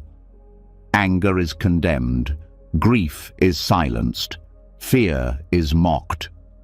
Instead of learning to sit with these emotions, people learn to suppress, deny, or battle them. This internal struggle creates exhaustion because it is a war that cannot be won. Emotions pushed down return stronger. Feelings denied grow louder in the silence. What begins as resistance soon becomes chasing relief, chasing control, chasing freedom from parts of yourself you cannot escape. Anger is often the clearest example. People feel its heat rising and immediately resist. They judge themselves for being angry, fearing it makes them unworthy. They try to push it down or distract themselves. But suppressed anger does not disappear. It festers, leaking out in passive aggression, resentment, or explosive outbursts. The more you chase the state of not being angry, the more entangled you become with the anger itself. Healing begins not with rejection, but with awareness, acknowledging its presence, understanding its root, and allowing it to move through without clinging. Fear follows a similar pattern. Many try to outrun fear by over-preparing, controlling circumstances, or avoiding risks. But fear thrives in avoidance. It grows larger in the dark. The chase to eliminate fear ensures its persistence, because the very act of trying to eradicate it tells the nervous system that fear is a monster. By meeting fear gently, observing its sensations in the body, and questioning its stories, the grip loosens. Freedom comes not from never feeling fear, but from not needing to chase safety at all costs. Grief is perhaps the most difficult to face. In many cultures, grief is hurried along with the unspoken expectation that people move on quickly. This creates an inner chase to reach closure, to stop feeling the ache of loss. Yet, grief is not a problem to solve, but a process to honor. The attempt to bypass it only prolongs it. When grief is allowed space, it transforms into love, because grief is love with no place to go. By resisting it, you block the healing it carries. By surrendering, you allow grief to soften and integrate into the fabric of your life. Shame and guilt also fuel the inner chase. Many spend years trying to prove themselves worthy, to compensate for mistakes, to bury their sense of not being enough. This chase often drives ambition, perfectionism, or people-pleasing. Yet no amount of external validation erases inner shame. The harder you chase worthiness, the further it slips away, because worth was never missing to begin with. Healing shame requires meeting it directly, offering compassion where criticism once lived, and recognizing that being human means being imperfect. The inner chase also shows up in the pursuit of constant positivity. Many believe they must feel happy, calm, or peaceful at all times to be spiritual or successful. When difficult emotions arise, They feel like failures. This creates a cycle of self-attack, where the mind chases positivity while condemning negativity. But real peace is not the absence of pain, it is the capacity to hold pain without being overwhelmed. By accepting the full spectrum of emotions, you free yourself from the exhausting chase of constant cheerfulness. Meditation reveals the truth of the inner chase clearly. Sit in silence and watch the mind. You will notice how quickly it resists discomfort, shifting in the chair, creating distractions, generating stories. The practice is not to eradicate these reactions, but to notice them without attachment. With patience, the mind learns that it can survive discomfort without running. This is the beginning of freedom, not control over the inner landscape, but peace within it. The inner chase is particularly damaging because it splits the self. You begin to see parts of yourself as enemies. The shadow is formed from all the aspects you reject: anger, jealousy, grief, fear. But the more you exile them, the more they sabotage from the dark. Integration comes not from defeating shadows, but from welcoming them home. By acknowledging, yes, this anger is part of me, yes, this fear belongs here too, you end the civil war within. In that acceptance, the energy tied up in resistance is released into vitality. This shift requires courage. Facing shadows is uncomfortable because it means confronting pain you have avoided for years. Yet every time you sit with discomfort without fleeing, you strengthen resilience. You learn that emotions are waves, rising and falling, not permanent prisons. The fear that they will consume you fades when you see that they always pass. The act of staying present becomes the medicine. Compassion is essential in this process.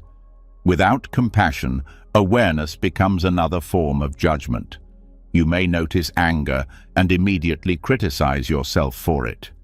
True healing arises when you notice with kindness, I see my anger. I understand it is here. I will breathe with it. Compassion turns shadows into teachers rather than enemies. Anger teaches about boundaries.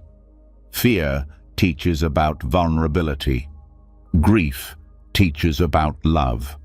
Each shadow, when embraced, reveals wisdom hidden within. The body plays a crucial role in ending the inner chase. Emotions are not only thoughts, but physical sensations. By tuning into the body, feeling the tightness in the chest, the knot in the stomach, the heaviness in the shoulders, you allow emotions to complete their cycle. Many emotions persist because they are blocked physically by resistance. Breathwork, mindful movement, or simply sitting with sensations allows energy to move through, dissolving the need to chase them away. The cultural obsession with performance makes the inner chase harder to see. People are rewarded for suppressing emotions, for presenting strength while hiding pain. This reinforces the belief that difficult emotions must be defeated. But true strength lies not in suppression, but in authenticity. A leader who can admit fear, a friend who can show grief, a parent who can acknowledge anger, these are signs of courage, not weakness. By breaking the pattern of suppression, you not only heal yourself, but also give permission for others to do the same. Spiritual teachings echo this truth. The Buddha spoke of suffering arising not from pain itself, but from resistance to pain. When you stop resisting, suffering loosens. Rumi wrote of welcoming every emotion as a guest, opening the door to joy, sorrow, and fear alike. These teachings remind us that the inner chase is not necessary. Peace is not achieved by defeating emotions, but by embracing them as part of the human experience. Healing from the inner chase also reshapes relationships. When you accept your own shadows, you become less reactive to others. You no longer attack someone else's anger because you have made peace with your own. You no longer fear another's grief because you understand its depth. This acceptance builds empathy and deepens connection. Relationships thrive not on perfection, but on the courage to hold each other's shadows with compassion. The practice of ending the inner chase is ongoing. Each time you feel the urge to suppress or run, you pause. Each time you meet discomfort with presence rather than resistance, you weaken the old habit. Over time, the mind learns that nothing within needs to be feared. The shadows lose their sharpness, not because they disappear, but because they are no longer enemies. The freedom that arises is profound. Energy once wasted on battling yourself becomes available for living. The constant tension of resistance dissolves into ease. You no longer chase inner perfection. You rest in inner wholeness. Happiness emerges naturally, not as the absence of shadows, but as the peace of embracing them. The chase ends, and the self becomes whole again.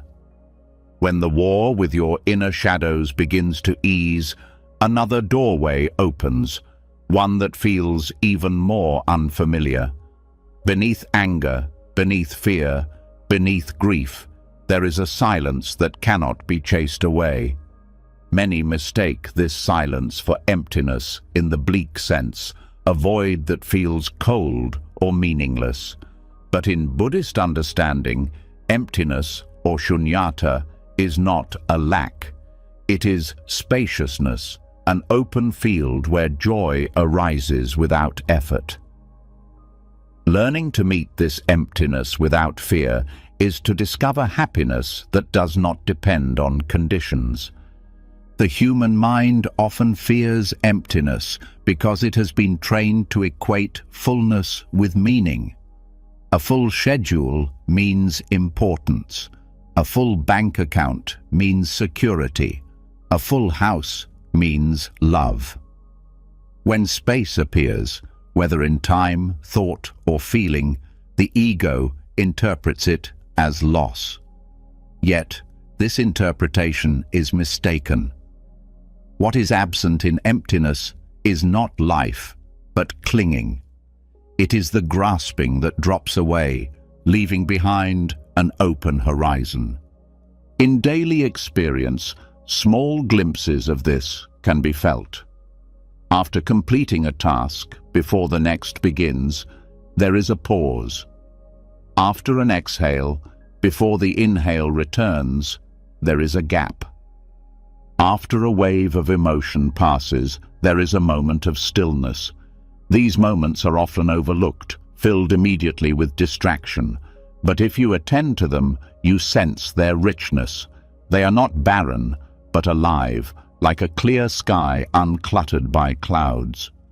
Shunyata points to the insight that everything lacks fixed essence. Objects, people, even the self, are not solid entities, but processes, interconnected and ever-changing. This recognition dissolves the illusion of separateness. When you stop clinging to rigid identities, mine, yours, success, failure, you discover freedom. The spaciousness of emptiness allows life to flow without the suffocating weight of permanence. This perspective also reshapes how suffering is met. Painful experiences often feel unbearable because the mind believes them to be solid, eternal, defining. But when seen through emptiness, they are recognized as temporary, dependent on conditions, without inherent weight. Grief, fear, anger, All arise, shift, and pass. They are not fixed prisons, but moving patterns. Emptiness allows you to hold them lightly, knowing they do not define the whole of existence. Emptiness is also the field where compassion grows. When you see that no self is fixed, you also see that no other being is isolated. Interdependence becomes clear. Your breath relies on trees, your food on countless hands, your well-being on countless relationships. This dissolves the illusion of separateness that fuels greed and fear. From this recognition, compassion arises naturally, because harming others becomes the same as harming yourself. The joy of emptiness is subtle, unlike the rush of acquisition. It is not the high of pleasure, but the relief of release. Think of the lightness after setting down a heavy bag you carried too long. Nothing new is added. The weight is simply gone. Emptiness is the same. Joy not from accumulation, but from freedom. When you rest in it, life feels spacious, open, and uncluttered. Meditation is the practice ground for this discovery. As thoughts and emotions arise, you watch them dissolve. What remains is not nothingness, but awareness itself, clear, open, expansive. This awareness is not grasping, not judging, not clinging. It is the spaciousness in which everything appears and disappears. Over time, you realize this awareness is always present, beneath the noise of thought, beneath the drama of craving. The fear of emptiness comes from misunderstanding. Many equate it with meaninglessness. But shunyata is the opposite of despair. It is the space that allows meaning to exist at all. Just as silence makes music possible, emptiness makes joy possible. Without space, life would be suffocating. Emptiness is not the absence of life. It is the condition that allows life to be experienced fully. This insight transforms relationships as well. When you stop clinging to rigid roles, partner, parent, child, leader, you allow others to breathe. You no longer trap them in fixed expectations. You meet them freshly, moment by moment, allowing connection to evolve.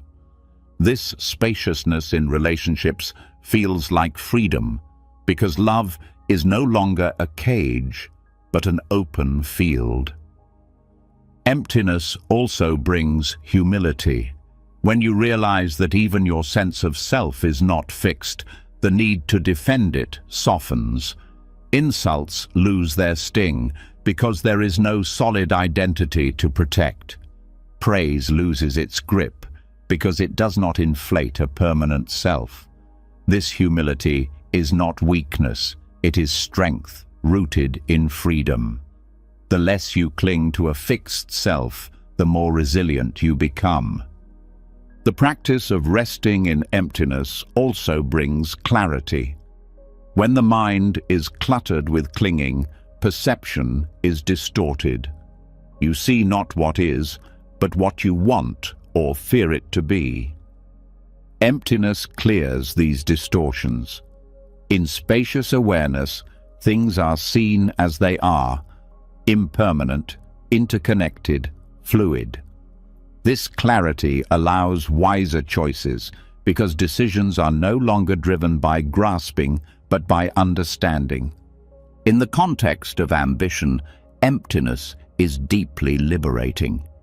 You can still set goals and work toward them, but they no longer define your worth.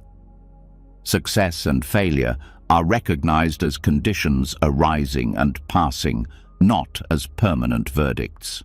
This makes effort lighter, creativity freer, and setbacks less devastating.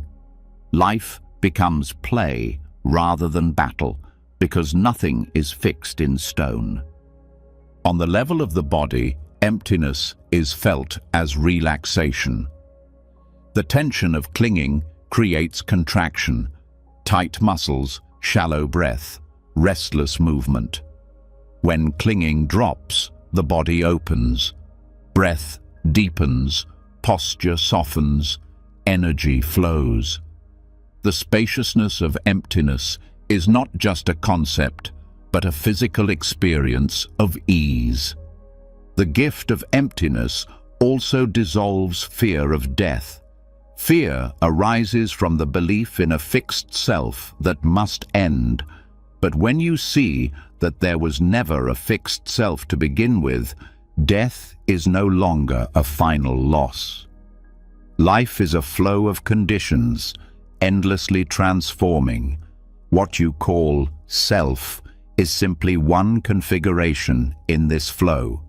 When it shifts, the spacious field remains. This recognition brings profound peace, because you no longer cling to permanence where none exists. The practice of embracing emptiness is not an escape from life, but a deeper entry into it. By letting go of fixed clinging, you become more intimate with every moment. You taste food more fully, listen more deeply, connect more authentically. Paradoxically, emptiness makes life richer because it removes the barriers of ego and expectation. Happiness rests here, not in accumulation, but in spaciousness. It is the happiness of being unburdened, of walking lightly, of living without needing to grasp. Emptiness is not bleak, it is luminous. It is the clear sky behind every storm, the open field beyond every wall. To rest in it is to know a joy that does not depend on circumstances, a joy that is steady, subtle, and free. When the truth of emptiness is no longer feared, but welcomed as spaciousness, another dimension quietly reveals itself. In the absence of clinging and in the presence of openness, silence becomes visible, not just the absence of noise, but a deep stillness that extends both within and around you.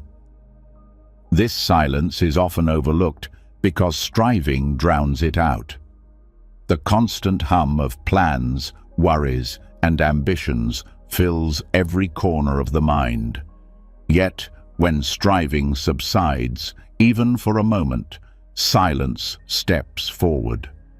Far from being emptiness in a bleak sense, it is the fertile ground where happiness naturally takes root. Silence has a texture that words rarely capture.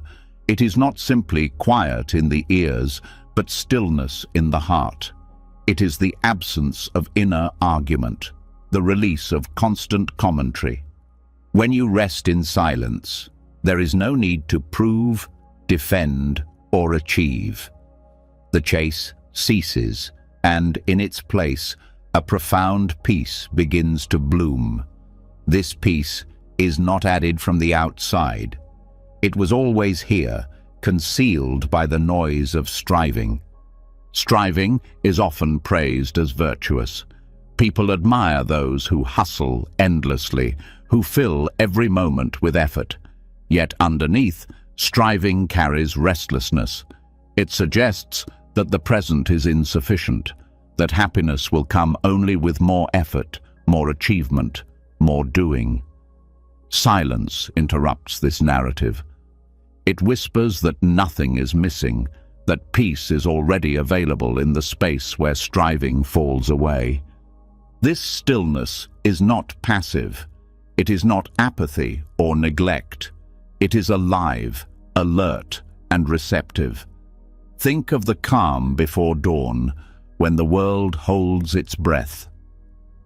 In that quiet, every sound, every movement is vivid. Silence sharpens perception, allowing you to meet life directly. When the mind is no longer consumed with striving, awareness opens like a wide field, and within that openness, happiness arises naturally.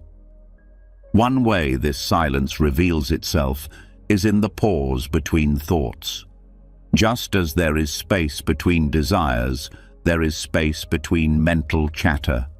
Usually, the mind rushes so quickly from one thought to the next that these gaps are missed.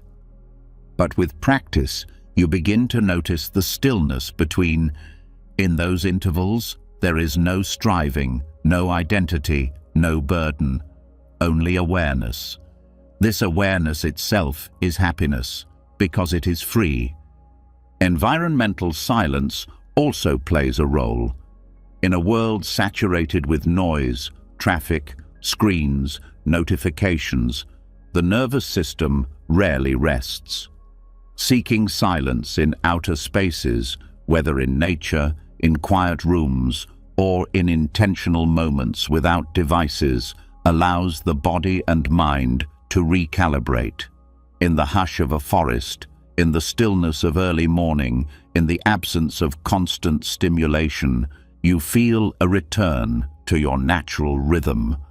This outer silence mirrors the inner silence waiting within. The healing power of silence is evident in the body. When striving subsides, tension dissolves. Muscles soften, breath deepens, heartbeat steadies. The body recognizes safety, not in effort, but in stillness. This state of rest is where healing occurs.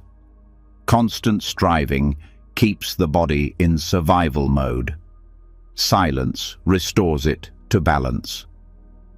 Over time, you begin to see that silence is not a luxury, but a necessity for health and wholeness. Silence also transforms relationships. When you are not striving to be heard, to be right, or to impress, you can truly listen.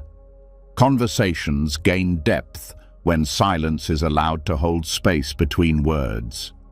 Pauses are no longer uncomfortable, but fertile, allowing meaning to settle. In these silent spaces, connection grows stronger than in endless talking. Love is often communicated not in words, but in quiet presence. Another gift of silence is clarity. Striving fills the mind with noise, plans, comparisons, doubts. But when silence is honored, truth rises to the surface. Decisions that once felt clouded become clear. Priorities align naturally. This clarity is not forced. It is revealed when the noise settles. Just as muddy water clears when left undisturbed, the mind clears in silence. Silence also offers refuge from the tyranny of time. Striving is always future-oriented. The next step, the next achievement, the next stage. Silence anchors you in the present. In stillness, there is no rush, no before or after, only now. This shift is liberating because it dissolves the anxiety of always needing to be somewhere else. Happiness unfolds in this timeless awareness where nothing is lacking. The practice of silence is deceptively simple. It may mean setting aside moments each day to sit without distraction. It may mean walking without headphones, eating without conversation, or simply pausing before responding. These small practices cultivate familiarity with stillness. At first, silence may feel unsettling because the mind is addicted to striving. But gradually, it becomes a sanctuary, a place you long to return to. Silence also dismantles the illusion of control. Striving often masks the fear of uncertainty, the belief that if you keep moving, you can control outcomes. Silence reveals that control is limited, yet this is not frightening. It is freeing. By surrendering the illusion of control, you relax into trust. Life flows without your constant interference, and you discover that peace does not require domination. In creativity, silence is indispensable. Ideas do not arise in noise, but in stillness. When the mind rests, inspiration enters. Writers, artists, and thinkers often find their breakthroughs not in frantic effort, but in quiet reflection. Silence creates the conditions for originality, because it clears space for the unconscious to speak. Striving may produce quantity, but silence births depth. On a spiritual level, silence is the essence of practice. It is the ground beneath meditation, prayer, and contemplation. Words point to truth, but silence reveals it. In silence, the boundaries of self begin to soften, and awareness expands beyond individual identity. This expansion is not an achievement, but a recognition of what was always present beneath the noise. The ego fears silence because it cannot perform there. In silence, there is no audience, no validation, no story. But this is its gift. Silence dismantles the ego's stage and reveals the self that does not need to prove or strive. In this revelation, happiness is uncovered, not as an accomplishment, but as a natural state. Silence beyond striving is not distant or rare. It is available in every pause, every breath, every moment of stillness. The challenge is not to create it, but to stop covering it with noise. Once you allow silence to be, you see that it was always waiting, and in that silence, happiness rests, steady, subtle, and unshakable. When the power of silence begins to reshape your way of living, a deeper illusion becomes easier to see. Striving is not only about noise and constant effort. It is also tied to a story many carry about life itself, the story that existence must follow a fixed timeline. From early on, people are told that life is a race with stages to complete and boxes to check. Education, career, relationships, family, retirement. This linear script is so deeply ingrained that few question it.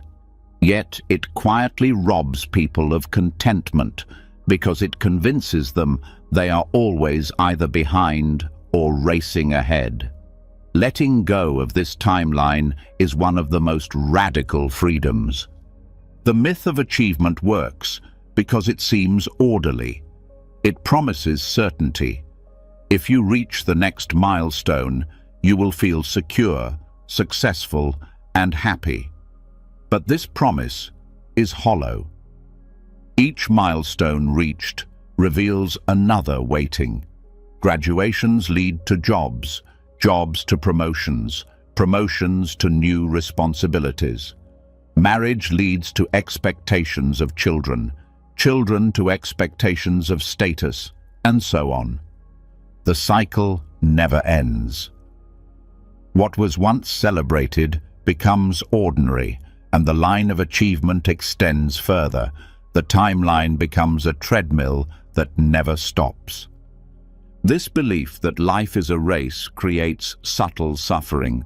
Those who feel behind experience anxiety, shame, or envy. Those who feel ahead fear losing their lead. Those who meet every milestone often discover emptiness because ticking boxes does not fill the soul. The entire framework of measurement ensures dissatisfaction because it places value not in presence, but in progress. Unhooking from this timeline does not mean abandoning responsibility. It means seeing through the illusion that life must follow a single script. Each person's path is unique, unfolding at its own rhythm. By dropping comparison to an external calendar, you rediscover freedom to live in alignment with your truth rather than society's checklist. The cultural obsession with achievement timeline is reinforced by constant comparison. Social media amplifies it, presenting curated milestones of others' lives as though they were the standard. Engagements, promotions, vacations, and accomplishments are displayed as evidence of progress. Yet, what is rarely shown are the struggles, doubts, and detours. Believing in these curated timelines deepens restlessness and obscures the richness of your own journey. This myth also distorts the meaning of aging. In many cultures, youth is idolized as the time of possibility, while later life is framed as decline. Yet wisdom traditions teach that every stage carries its own gifts. By unhooking from the achievement timeline, you can see aging not as falling behind, but as unfolding into depth. Contentment arises from honoring the season you are in, rather than clinging to the myth that you should be somewhere else. Letting go of the race reshapes ambition. You can still set goals, but they are no longer measured against others or against an external script. Instead, they emerge from alignment with values and inner callings. This makes achievement lighter because success is no longer tied to deadlines or competition. The process itself becomes meaningful regardless of the calendar. Unhooking also transforms relationships. When you stop measuring your life against milestones, you stop pressuring others to meet them. Partnerships are no longer judged by whether they fit a conventional timeline. Friendships are valued for depth rather than for how they compare to others' paths. Children are supported in their unique rhythms instead of being forced to match societal expectations. This creates relationships rooted in authenticity rather than performance. The nervous system also benefits. The stress of constantly measuring progress keeps the body in tension. You carry an invisible weight, always asking whether you are on time or falling behind. Releasing this weight allows the body to relax. Breath deepens, shoulders soften, and energy flows into the present moment rather than being consumed by imaginary deadlines. Spiritual traditions echo this wisdom. Zen teachings remind practitioners to see each step as complete, not as a means to an end. Taoist philosophy speaks of moving with the flow of life rather than against it. These perspectives dissolve the linear obsession and reveal contentment that is timeless. The practice is not to reach a future state, but to be fully alive now. Practical ways to loosen the grip of the achievement timeline include questioning inherited beliefs. Ask yourself, whose milestones am I chasing? Who decided this order? Often you will find that the timeline was never yours, but imposed by family, culture, or peers. Recognizing this opens the door to living by your own rhythm. Another practice is to honor pauses. The achievement timeline condemns pauses as wasted time, yet pauses are fertile ground. Taking a break from career, from striving, or from constant goals is not failure. It is space for renewal, reflection, and redirection. By valuing pauses, you reclaim time from the grip of false urgency. Gratitude again becomes a tool here. By noticing the fullness of the present, you weaken the compulsion to race ahead. Gratitude shifts focus from what is missing to what is already here. This practice dismantles the illusion that happiness waits at the next milestone and shows that joy is available now, independent of external timing. Letting go of the timeline also invites humility. You realize that much of life unfolds beyond your control. Illness, opportunity, loss, and surprise often disrupt plans. Clinging to a rigid script only deepens suffering when life inevitably deviates. By embracing uncertainty, you free yourself from the violence of expectation. Contentment arises not from control, but from adaptability. This shift also changes how you measure worth. When tied to milestones, worth feels fragile, dependent on external validation. When rooted in presence, worth becomes intrinsic. You no longer need to prove yourself through achievements or timelines. Your existence itself is sufficient. This recognition stabilizes self-esteem, making it resilient to external fluctuations. In creativity, this freedom is essential. Great works rarely emerge on strict timelines. Inspiration follows its own rhythm, requiring patience and openness. By unhooking from deadlines of comparison, you allow ideas to mature naturally. The result is not only more authentic work, but also more joy in the creative process. The gift of dropping the race is timeless contentment. Life is no longer seen as a ladder to climb, but as a field to walk. Each step is complete in itself, not a means to another. This contentment does not deny growth, but refuses to chain it to deadlines.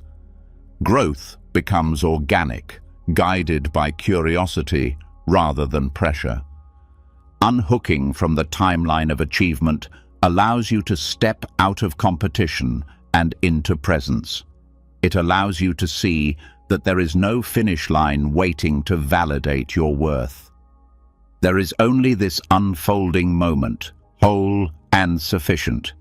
In releasing the myth of the race, you rediscover freedom.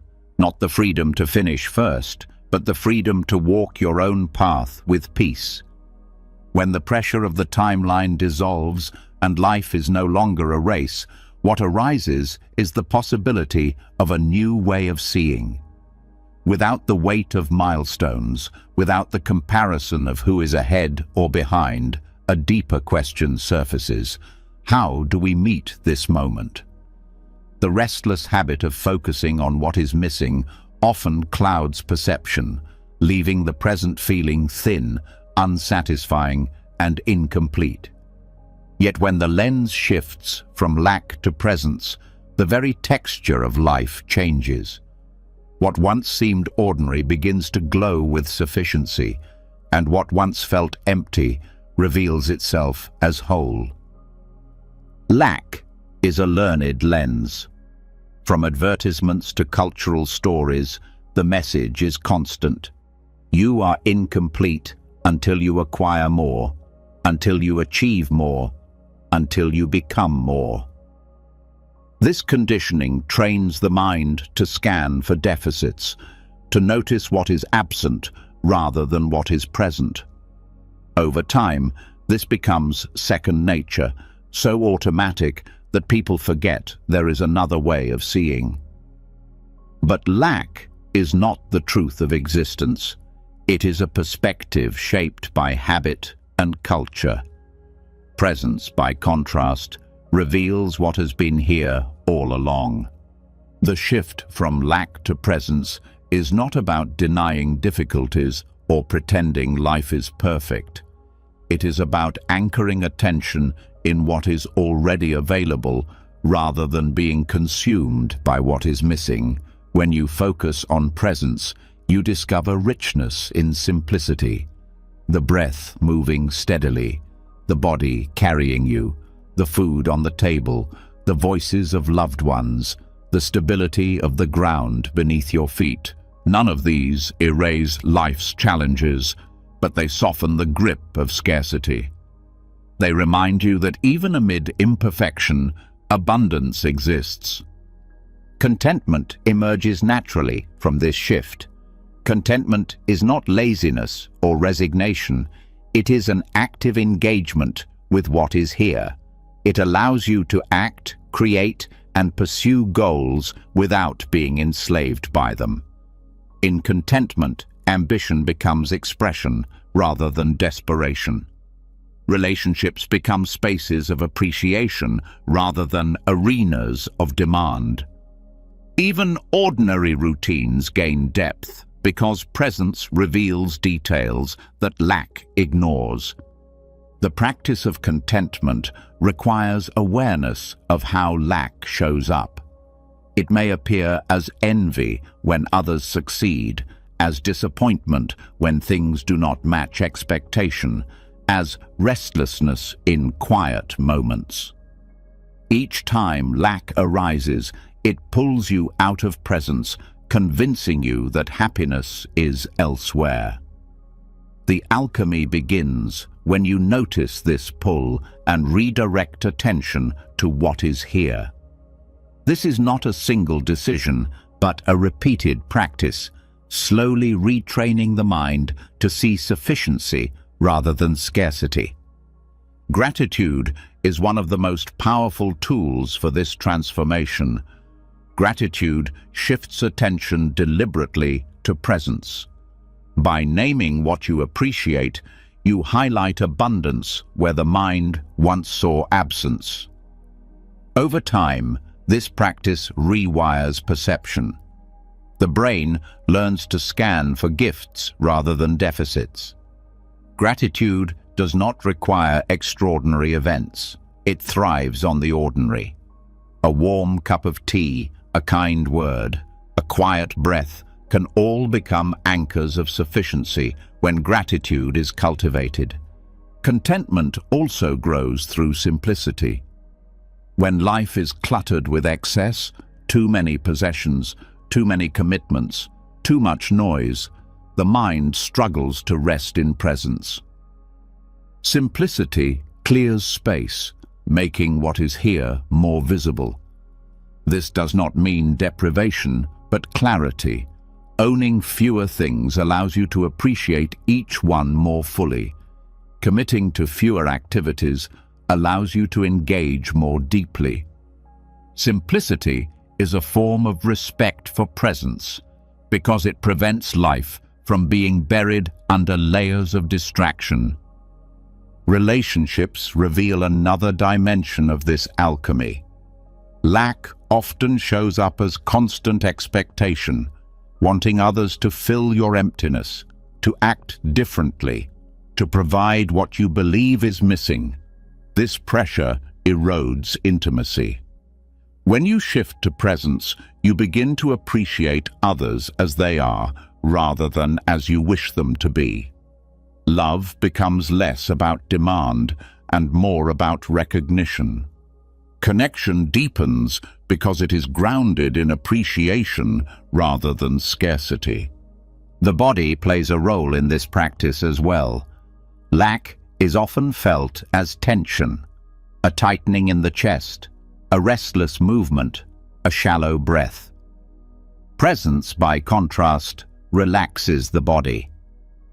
When you focus on what is here, on breath, sensation, movement, the body softens.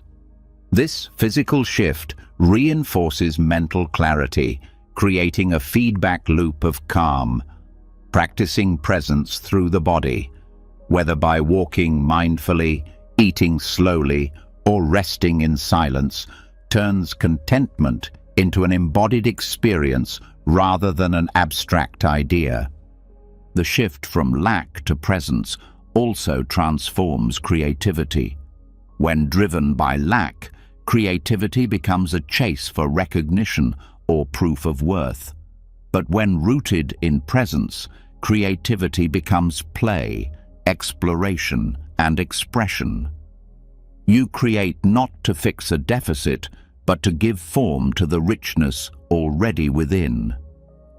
This leads to authenticity and joy in the process, regardless of outcome.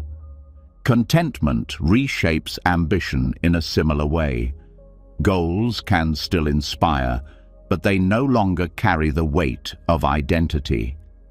You can pursue them with dedication while knowing that peace does not depend on them. Success becomes a gift, not a condition for happiness. Failure becomes less threatening because it does not erase sufficiency. This balanced ambition is sustainable because it is not fueled by desperation but by presence. The practice of contentment also extends into time. Lack pulls you into the future, where happiness always waits at the next milestone. Presence anchors you in the now, where life is actually lived. When you shift into presence, time feels fuller. Even small moments stretch with richness because they are not bypassed in the rush toward something else. Waiting in line, sitting in traffic, or resting in silence all become opportunities for awareness rather than frustrations. On a collective level, the practice of presence challenges systems built on lack. Consumer economies thrive on convincing people that they are not enough. Advertising, social media, and cultural pressures reinforce the message that contentment is impossible without more. Choosing presence disrupts this cycle. It frees individuals from manipulation and reduces the harm caused by overconsumption. Practicing contentment is therefore not only personal liberation, but also a contribution to collective healing. Spiritual traditions affirm this truth in many forms.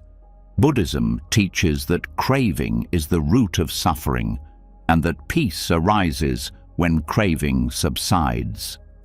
Stoicism teaches that happiness is found in aligning with what is within your control and accepting what is not.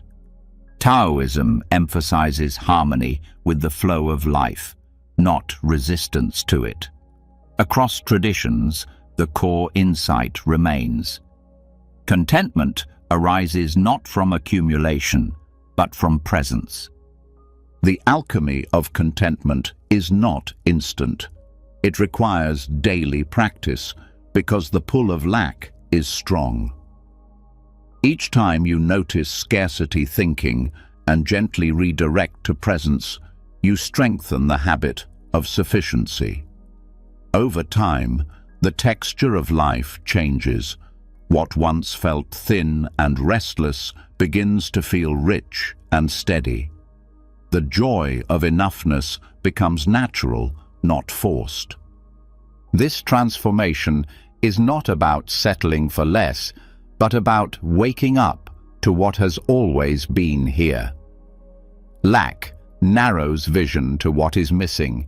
Presence widens vision to what is abundant. When this shift takes root, every day offers quiet treasures. Contentment is not the end of desire, but the freedom to live without being ruled by it. In turning lack into presence, you rediscover life itself, not as something to chase, but as something already whole. When the lens shifts from lack to presence, life takes on a richness that cannot be measured by possessions or milestones. Yet even in this clarity, one of the deepest forms of chasing still lingers, the chase for identity. It hides beneath roles, labels, and achievements, convincing you that who you are must be defined, displayed, and defended. This chase is subtle because it feels like self-discovery, but it is fueled by the same restlessness that drives all other forms of seeking. Letting go of this pursuit does not leave you empty. It frees you to experience life without conditions attached to who you think you must be. Identity begins as a survival tool. Children learn to define themselves through feedback. The clever one, the quiet one, the achiever, the helper. These roles offer safety and belonging, but over time, they harden into cages. The mind becomes invested in protecting and reinforcing these identities, fearing their collapse as though it were death itself. Yet identity is never fixed. It shifts with age, with context, with experience. The suffering comes not from having roles, but from clinging to them as the essence of who you are. The chase for identity shows up in careers where worth is measured by titles and achievements. Someone may devote decades to building an image of success, only to feel empty when the role changes or ends. In relationships, people cling to labels, spouse, parent, child, and feel lost when those labels no longer apply. Even in spirituality, seekers may attach to identities like meditator or healer, turning the path itself into another form of ego armor. Each time identity is chased, freedom is lost, because happiness becomes conditional on maintaining a fragile image. The nervous system mirrors this fragility. When identity is threatened through criticism, failure, or change, the body reacts as if under attack. Heart rate rises, muscles tighten, fear takes over. This is not because the self is truly in danger, but because the mind believes identity equals survival. By loosening attachment to identity, the body relaxes. Life's changes are no longer experienced as threats, but as natural movements. Letting go of the chase for identity does not mean erasing individuality. It means recognizing that roles are temporary garments, not the essence of being. You can wear them lightly, parent, teacher, artist, leader, without believing they define your worth. When the garment changes, your essence remains untouched. This perspective allows you to meet change with grace rather than fear. One way identity clinging limits happiness is through comparison. When your sense of self depends on being better, smarter, or more successful, every encounter becomes a competition. Peace is impossible because identity is always on trial. Dropping this chase releases you from constant defense. You no longer need to prove or protect. You can simply be, allowing relationships and experiences to unfold without the heavy weight of self-image. Another form of identity chasing is perfectionism. The mind creates an ideal version of who you should be and measures every action against it. This creates constant dissatisfaction because reality can never match the ideal. Letting go means recognizing that you are not a project to be perfected, but a presence to be lived. Growth still happens, but it is rooted in curiosity rather than self-criticism. The practice of loosening identity can begin with small acts of release. Notice when you feel the need to announce your achievements, defend your choices, or maintain an image. Ask, who am I trying to convince? What would happen if I allowed myself to simply exist without explanation? These moments reveal how much energy is spent on maintaining identity. By letting them go, you reclaim that energy for presence. Meditation offers a direct experience of identity's fluidity. In stillness, thoughts of self arise, memories, labels, judgments, but with awareness, you see they are passing clouds. Beneath them is pure awareness, not tied to any role. Resting in this awareness reveals that identity is a tool, not a truth. You are not confined to a single story. You are the space in which all stories appear and dissolve. Relationships also transform when identity chasing ends. Instead of needing to play roles to gain approval, you show up authentically. You no longer demand others fulfill roles for your sake, allowing them to be free as well. This creates deeper connection because love is no longer conditional on performance. It is rooted in presence, not in identity. Work and ambition are also liberated. When identity is not tied to career, success becomes an expression rather than a necessity. You can pursue goals without desperation because failure does not erase your worth. This makes risk-taking less frightening and creativity more genuine. Identity no longer dictates your choices. Values and curiosity guide them instead. The release of identity also brings resilience. When roles change, as they inevitably do, you are not shattered. Retirement, breakups, relocations, or health changes no longer strip you of who you are, because who you are was never confined to roles. This resilience brings peace because life's shifts are met with openness rather than panic. Spiritual traditions highlight this freedom. Buddhism teaches non-self, the recognition that clinging to identity is the root of suffering. Taoism speaks of flowing with life rather than fixing yourself in rigid roles.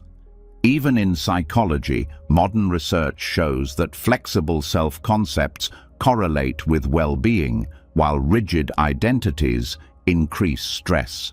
Across cultures and disciplines, the message is the same. Happiness grows when identity is held lightly. The fear of dropping identity often comes from the belief that without labels, you will be nothing. Yet the opposite is true. By releasing clinging, you discover spaciousness. Without the burden of defending an image, you feel lighter, freer, more present. You are not nothing. You are openness itself. This openness is where joy flows without condition. Contentment deepens when identity chasing ends. Life no longer needs to validate you. A quiet day is not a failure because worth is not measured by productivity. A mistake is not a collapse because identity is not fragile. You live with a steadiness that chasing cannot provide. Happiness becomes less about becoming and more about being. The chase for identity is subtle, but it is also one of the most exhausting. By letting it go, you dissolve a weight that has been carried unconsciously for years. The energy once used to defend, prove, and compare is released into presence. Life becomes more intimate, more authentic, and more peaceful. This freedom is not dramatic, but it is profound. The freedom of no longer needing to be anything other than what you are, here and now. When the weight of identity begins to fall away, something unexpected arises in its place. Lightness. Without the burden of defending roles, proving worth, or clinging to labels, space opens for a new way of moving through the world. That space is playful, unforced, alive. Life no longer feels like a test to pass or a conquest to win, but like a dance unfolding in real time. This playful dimension of non-chasing is not frivolous or shallow. It is a profound expression of freedom, where joy and wisdom meet naturally. Play is often misunderstood as something reserved for children, as if seriousness were the hallmark of adulthood. Yet play is not immaturity. It is openness. It is the ability to meet life without rigid agendas, to explore without demanding outcomes, to enjoy without needing possession. In childhood, this comes naturally, but as people grow older, chasing replaces play, responsibilities, competition, and identity harden perception. Recovering the capacity for play is not regression. It is awakening to a freedom that was never lost, only obscured. Non-chasing makes play possible because chasing suffocates spontaneity. When the mind is consumed with grasping for goals, it cannot relax into the present moment. Every action becomes a means to an end, leaving no room for joy in the action itself. When chasing falls away, attention returns to what is happening now. A walk becomes more than a way to reach a destination. It becomes an unfolding experience of sights, sounds, and sensations. Work becomes more than a ladder to climb. It becomes a creative flow. Playfulness arises not from escape, but from being fully alive to what is here. Play also transforms relationships. In chasing, interactions are burdened with expectation, wanting others to validate, to provide, to complete. But when playfulness is present, relationships lighten. Conversations carry laughter, not just information. Conflicts soften because they are not approached as battles, but as opportunities to learn together. Even silence between people becomes less heavy, more comfortable, because there is no demand to prove or perform. Play brings warmth where rigidity once lived. In creativity, playfulness is essential. The greatest art, music, and innovation often come not from pressure, but from exploration without fear. When you approach creation with play, mistakes are no longer failures. They are experiments, openings to new possibilities. The energy shifts from striving to discovering. This freedom invites originality, because true creativity cannot be forced. It blossoms when the mind feels safe to explore without judgment. Play also reshapes ambition. Dropping the chase does not mean abandoning goals. It means approaching them with lightness. Instead of gripping tightly, you engage with curiosity. Success becomes an expression of joy rather than a requirement for worth. Failure becomes less threatening because it is part of the dance. This playful engagement makes effort sustainable because it is fueled by presence rather than desperation. The body, too, reflects the shift into play. Chasing tightens muscles, quickens breath, and creates heaviness. Playfulness loosens the body, bringing ease and fluidity. Movements become expressive rather than mechanical. Even ordinary actions, stretching, cooking, walking, carry a rhythm of enjoyment. The nervous system settles and energy is freed. Happiness is not postponed. It is lived in the moment through embodied play. Spiritual practice itself benefits from playfulness. Meditation and mindfulness are often approached with seriousness, as though they were duties to perform correctly. Yet when play enters, practice becomes lighter and more effective. Sitting in meditation does not mean fighting thoughts. It means observing with curiosity, like watching clouds drift. Mindfulness is not about perfection, but about exploring awareness with openness. This playful approach prevents practice from becoming another chase and allows peace to arise naturally. The wisdom of play is echoed in many traditions. Zen masters often used humor and paradox to awaken students, reminding them not to take even enlightenment too seriously. Taoist teachings emphasize flow, spontaneity, and alignment with the natural rhythms of life. Indigenous traditions honor play as a way of bonding, healing, and teaching.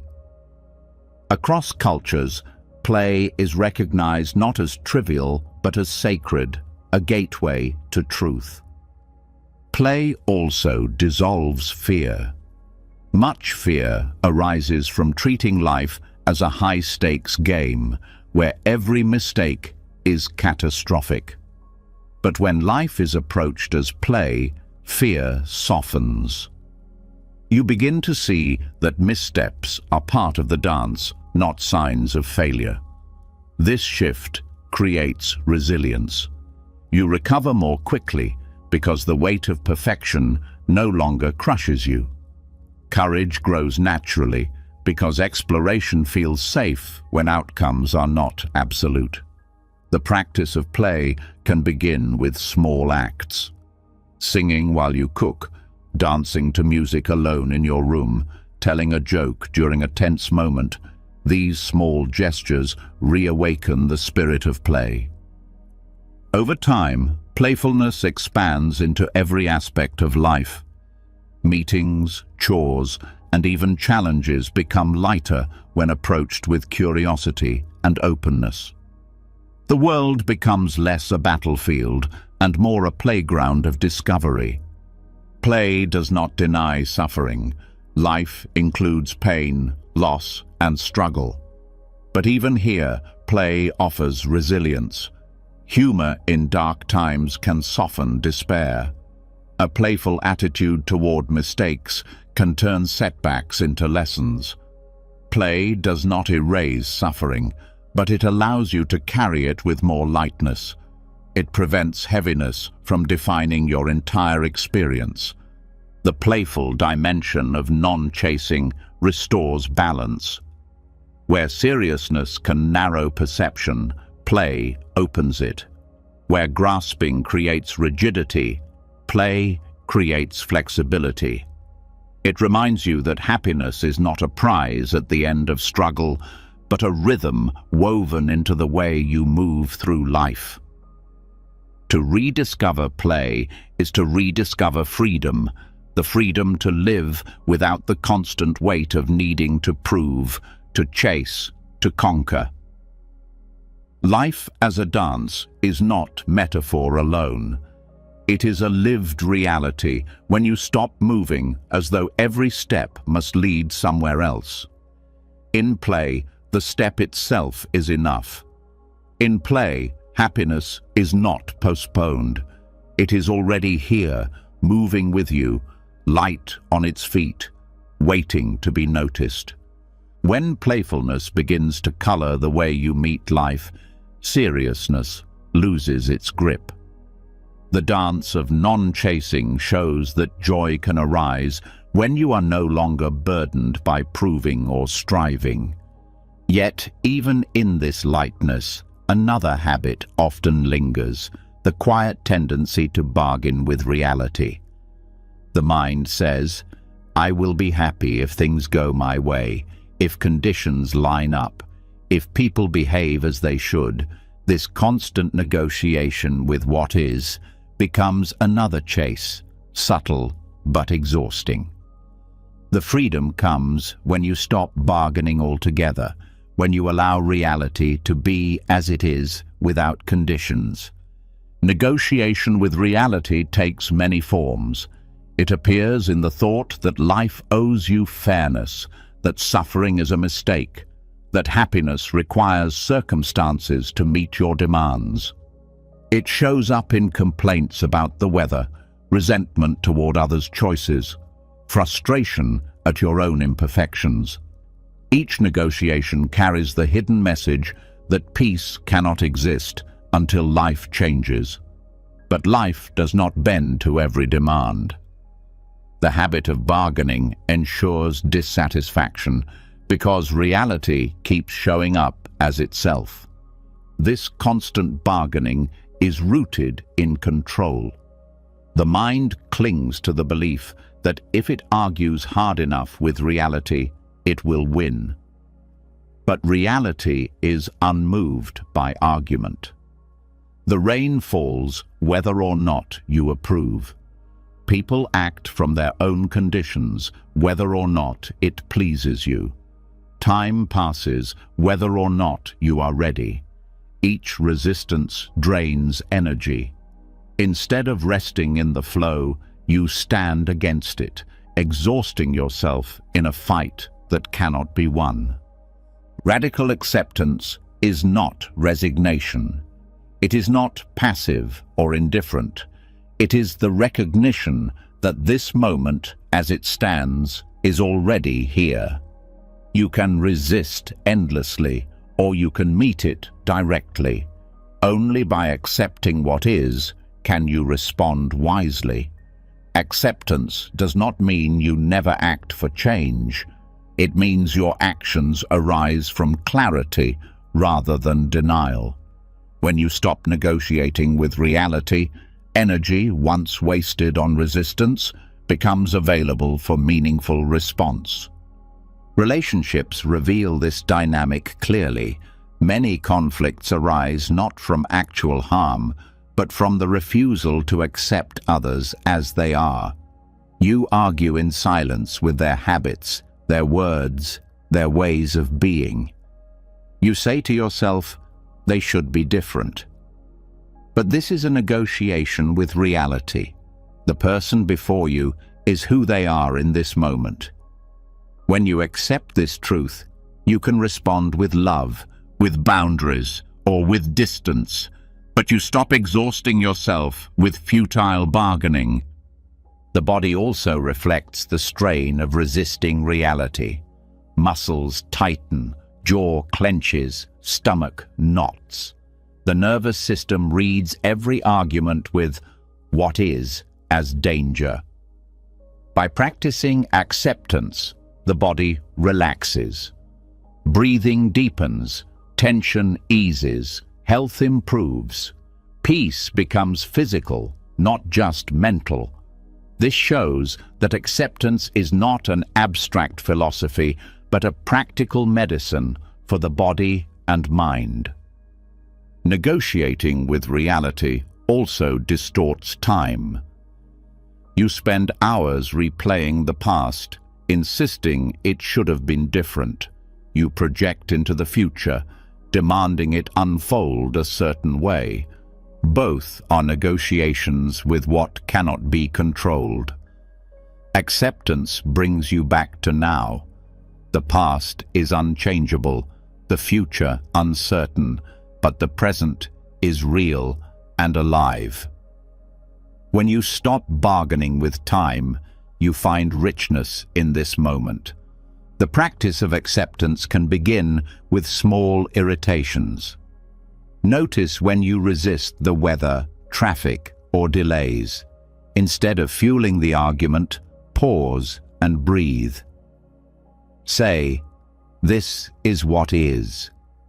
Feel the shift as energy is freed from resistance. Over time, this practice expands into larger challenges: loss, illness, disappointment. Acceptance does not erase pain, but it removes the second layer of suffering created by arguing with reality. Spiritual traditions highlight this truth. In Buddhism, suffering arises from craving for reality to be other than it is. In Stoicism, peace comes from aligning with what cannot be controlled. In Taoism, harmony flows from moving with the way of things rather than against them. Across traditions, the lesson is the same. Happiness is not found in controlling reality, but in opening to it. This acceptance also reshapes ambition. You can still set goals, but you no longer argue with the present until they are achieved. You act from sufficiency rather than lack. If obstacles arise, you meet them without resentment, adjusting as needed. Success and failure lose their sting because they are seen as movements of reality rather than verdicts on your worth. The mind fears acceptance because it confuses it with giving up. But acceptance is the ground of all effective action. Only when you see reality clearly can you act skillfully. Resisting what is blinds you, distorting perception with anger, fear, or denial. Acceptance clears the view. From there, change becomes possible, not through struggle, but through alignment. Non-chasing reaches its fullness in this practice. To stop negotiating with reality is to stop chasing an alternate version of life. It is to stand in what is, whole and unconditioned. In this space, happiness does not need to be earned or bargained for. It arises naturally because nothing blocks it. Happiness finds you when you no longer insist it must come through winning arguments with reality.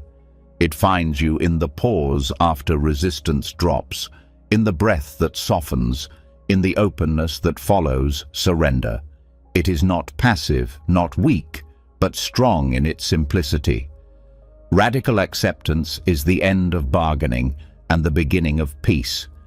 When the habit of negotiating with reality begins to dissolve, there is a sense of release, a freedom from the constant inner argument about how life should be. Yet, even in that relief, the ego often finds new ways to keep the chase alive. One of the most subtle and deceptive forms it takes is the pursuit of self-improvement. Growth, on the surface, looks noble. It promises progress, transformation, and fulfillment. But when driven by restlessness and self-judgment, even growth can become another trap, an endless cycle of dissatisfaction disguised as virtue. The culture of self-improvement thrives because it appeals to both aspiration and insecurity. Books, courses, and programs tell you that, with enough effort, you can become more productive, more confident, more disciplined, more enlightened. There is nothing inherently wrong with learning or developing, but the hidden danger is the belief that you are not enough until you reach some imagined version of yourself. This belief makes growth conditional and heavy, turning what could be liberating into yet another chase. The subtlety lies in the fact that self-improvement often feels empowering. You are making changes, setting goals, moving forward. Yet if you look closely, the motivation may come not from joy, but from fear. Fear of inadequacy, fear of falling behind, fear of being unworthy as you are. When fear fuels growth, the process never ends, because no achievement satisfies for long. The mind instantly demands more. What began as an effort to evolve becomes a treadmill of self-rejection. This cycle drains energy. Constantly striving to improve leaves you restless because you are always measuring yourself against an ideal. The nervous system interprets this as ongoing threat, keeping the body in tension. Sleep is disrupted, creativity stifled, and presence lost, all in the name of becoming better. The irony is clear. The pursuit of self-improvement, meant to enhance life, can actually diminish it when it is rooted in self-criticism rather than compassion. Relationships also suffer under this chase. When you demand constant improvement from yourself, you often project the same demand onto others. Friends, partners, or colleagues may feel judged or inadequate because you measure them against ideals just as you do yourself. This dynamic erodes intimacy because connection requires acceptance. The relentless push for better creates pressure where gentleness should live. Spiritual practice is not immune. Many seekers treat meditation or mindfulness as tools to fix themselves. They measure sessions by depth, by calmness, by insight, turning practice into another performance. But authentic practice is not about improvement. It is about presence. When the path is hijacked by striving, the peace it offers slips further away. The subtle chase of self-improvement has replaced the very freedom the practice was meant to reveal. The way out of this cycle begins with compassion. Compassion shifts the energy of growth from rejection to care. Instead of saying, "I must change because I am not enough," compassion says, "I grow because I care for myself." This small but profound shift transforms the texture of self-improvement. Growth becomes a gift rather than a demand, an act of love rather than fear. Compassion also allows you to rest. In the chase, rest feels like failure because every pause delays progress. But through compassion, rest is seen as part of growth. Just as muscles need recovery after exertion, the heart and mind need stillness to integrate change. Without compassion, rest is denied. With compassion, rest becomes sacred. Another essential practice is self-acceptance in the present. Accepting yourself now does not mean refusing to grow. It means recognizing that worthiness is not conditional on change. From this foundation, growth becomes free. You can pursue skills, healing, or wisdom without the weight of needing them to justify your existence. Paradoxically, genuine growth often accelerates when it is no longer pursued desperately. Gratitude also interrupts the chase. By appreciating how far you have already come, you weaken the belief that nothing is ever enough.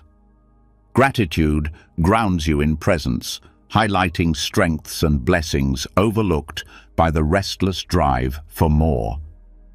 This perspective does not block progress. It makes it more sustainable because it removes the constant sting of inadequacy.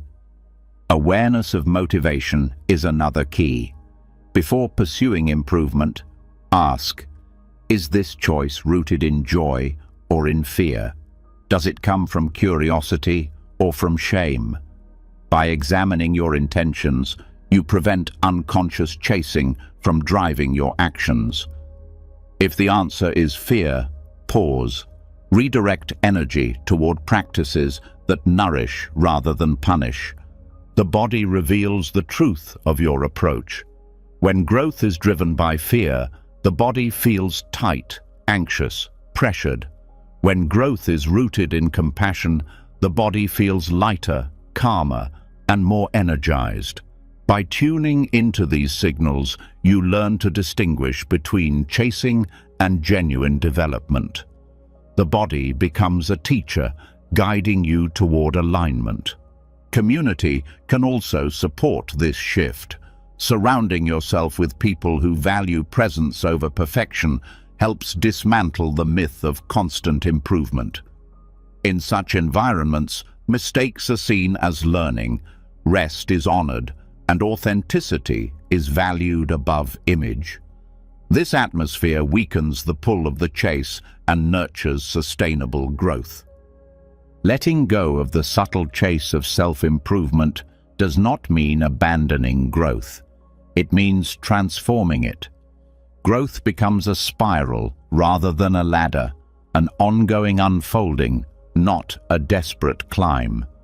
There is no final version of yourself to reach. There is only the living process of becoming, guided by compassion and grounded in presence. The joy of this approach is that happiness is no longer postponed. You do not wait until you are more disciplined, more confident, more healed to allow joy. You honor joy now, even as you grow. This balance dissolves the illusion that you must earn happiness through endless effort. Growth and contentment coexist, feeding each other rather than competing. When growth is freed from chasing, it becomes playful again. Learning, healing, and evolving carry curiosity and lightness. Setbacks become part of the dance rather than evidence of failure. Each step is valuable, not because it brings you closer to perfection, but because it is part of living fully. The subtle chase of self-improvement is perhaps the hardest to see because it hides beneath noble intentions.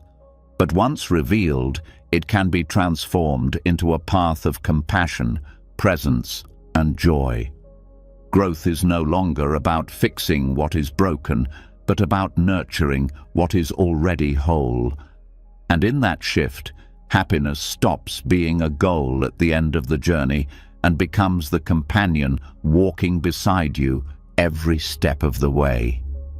Happiness was never hiding in the next achievement, the next identity, or the next milestone. It was never waiting at the end of desire, at the finish line of busyness, or in the approval of others. Through these lessons, Buddhism shows us that the chase itself is what blinds us. When we loosen our grip, when we let go of comparison, when we stop bargaining with reality, when we allow ourselves to be unfinished, something extraordinary happens. The ordinary becomes sacred, stillness becomes nourishing, and life itself reveals its fullness. Peace does not come from running harder. It comes from stepping out of the race. Joy is not something to conquer, but something that arrives quietly when chasing ends. The moment you stop trying to control, prove, or strive your way into happiness, you discover it has been waiting for you all along. Now, I'd love to hear from you. What was the one insight from these teachings that struck you the most? Share it in the comments below. Your reflection might be the spark that helps someone else on their journey. And if you want more wisdom like this, practical, grounding, and freeing, make sure to hit the subscribe button and turn on the bell so you never miss the next step toward inner peace.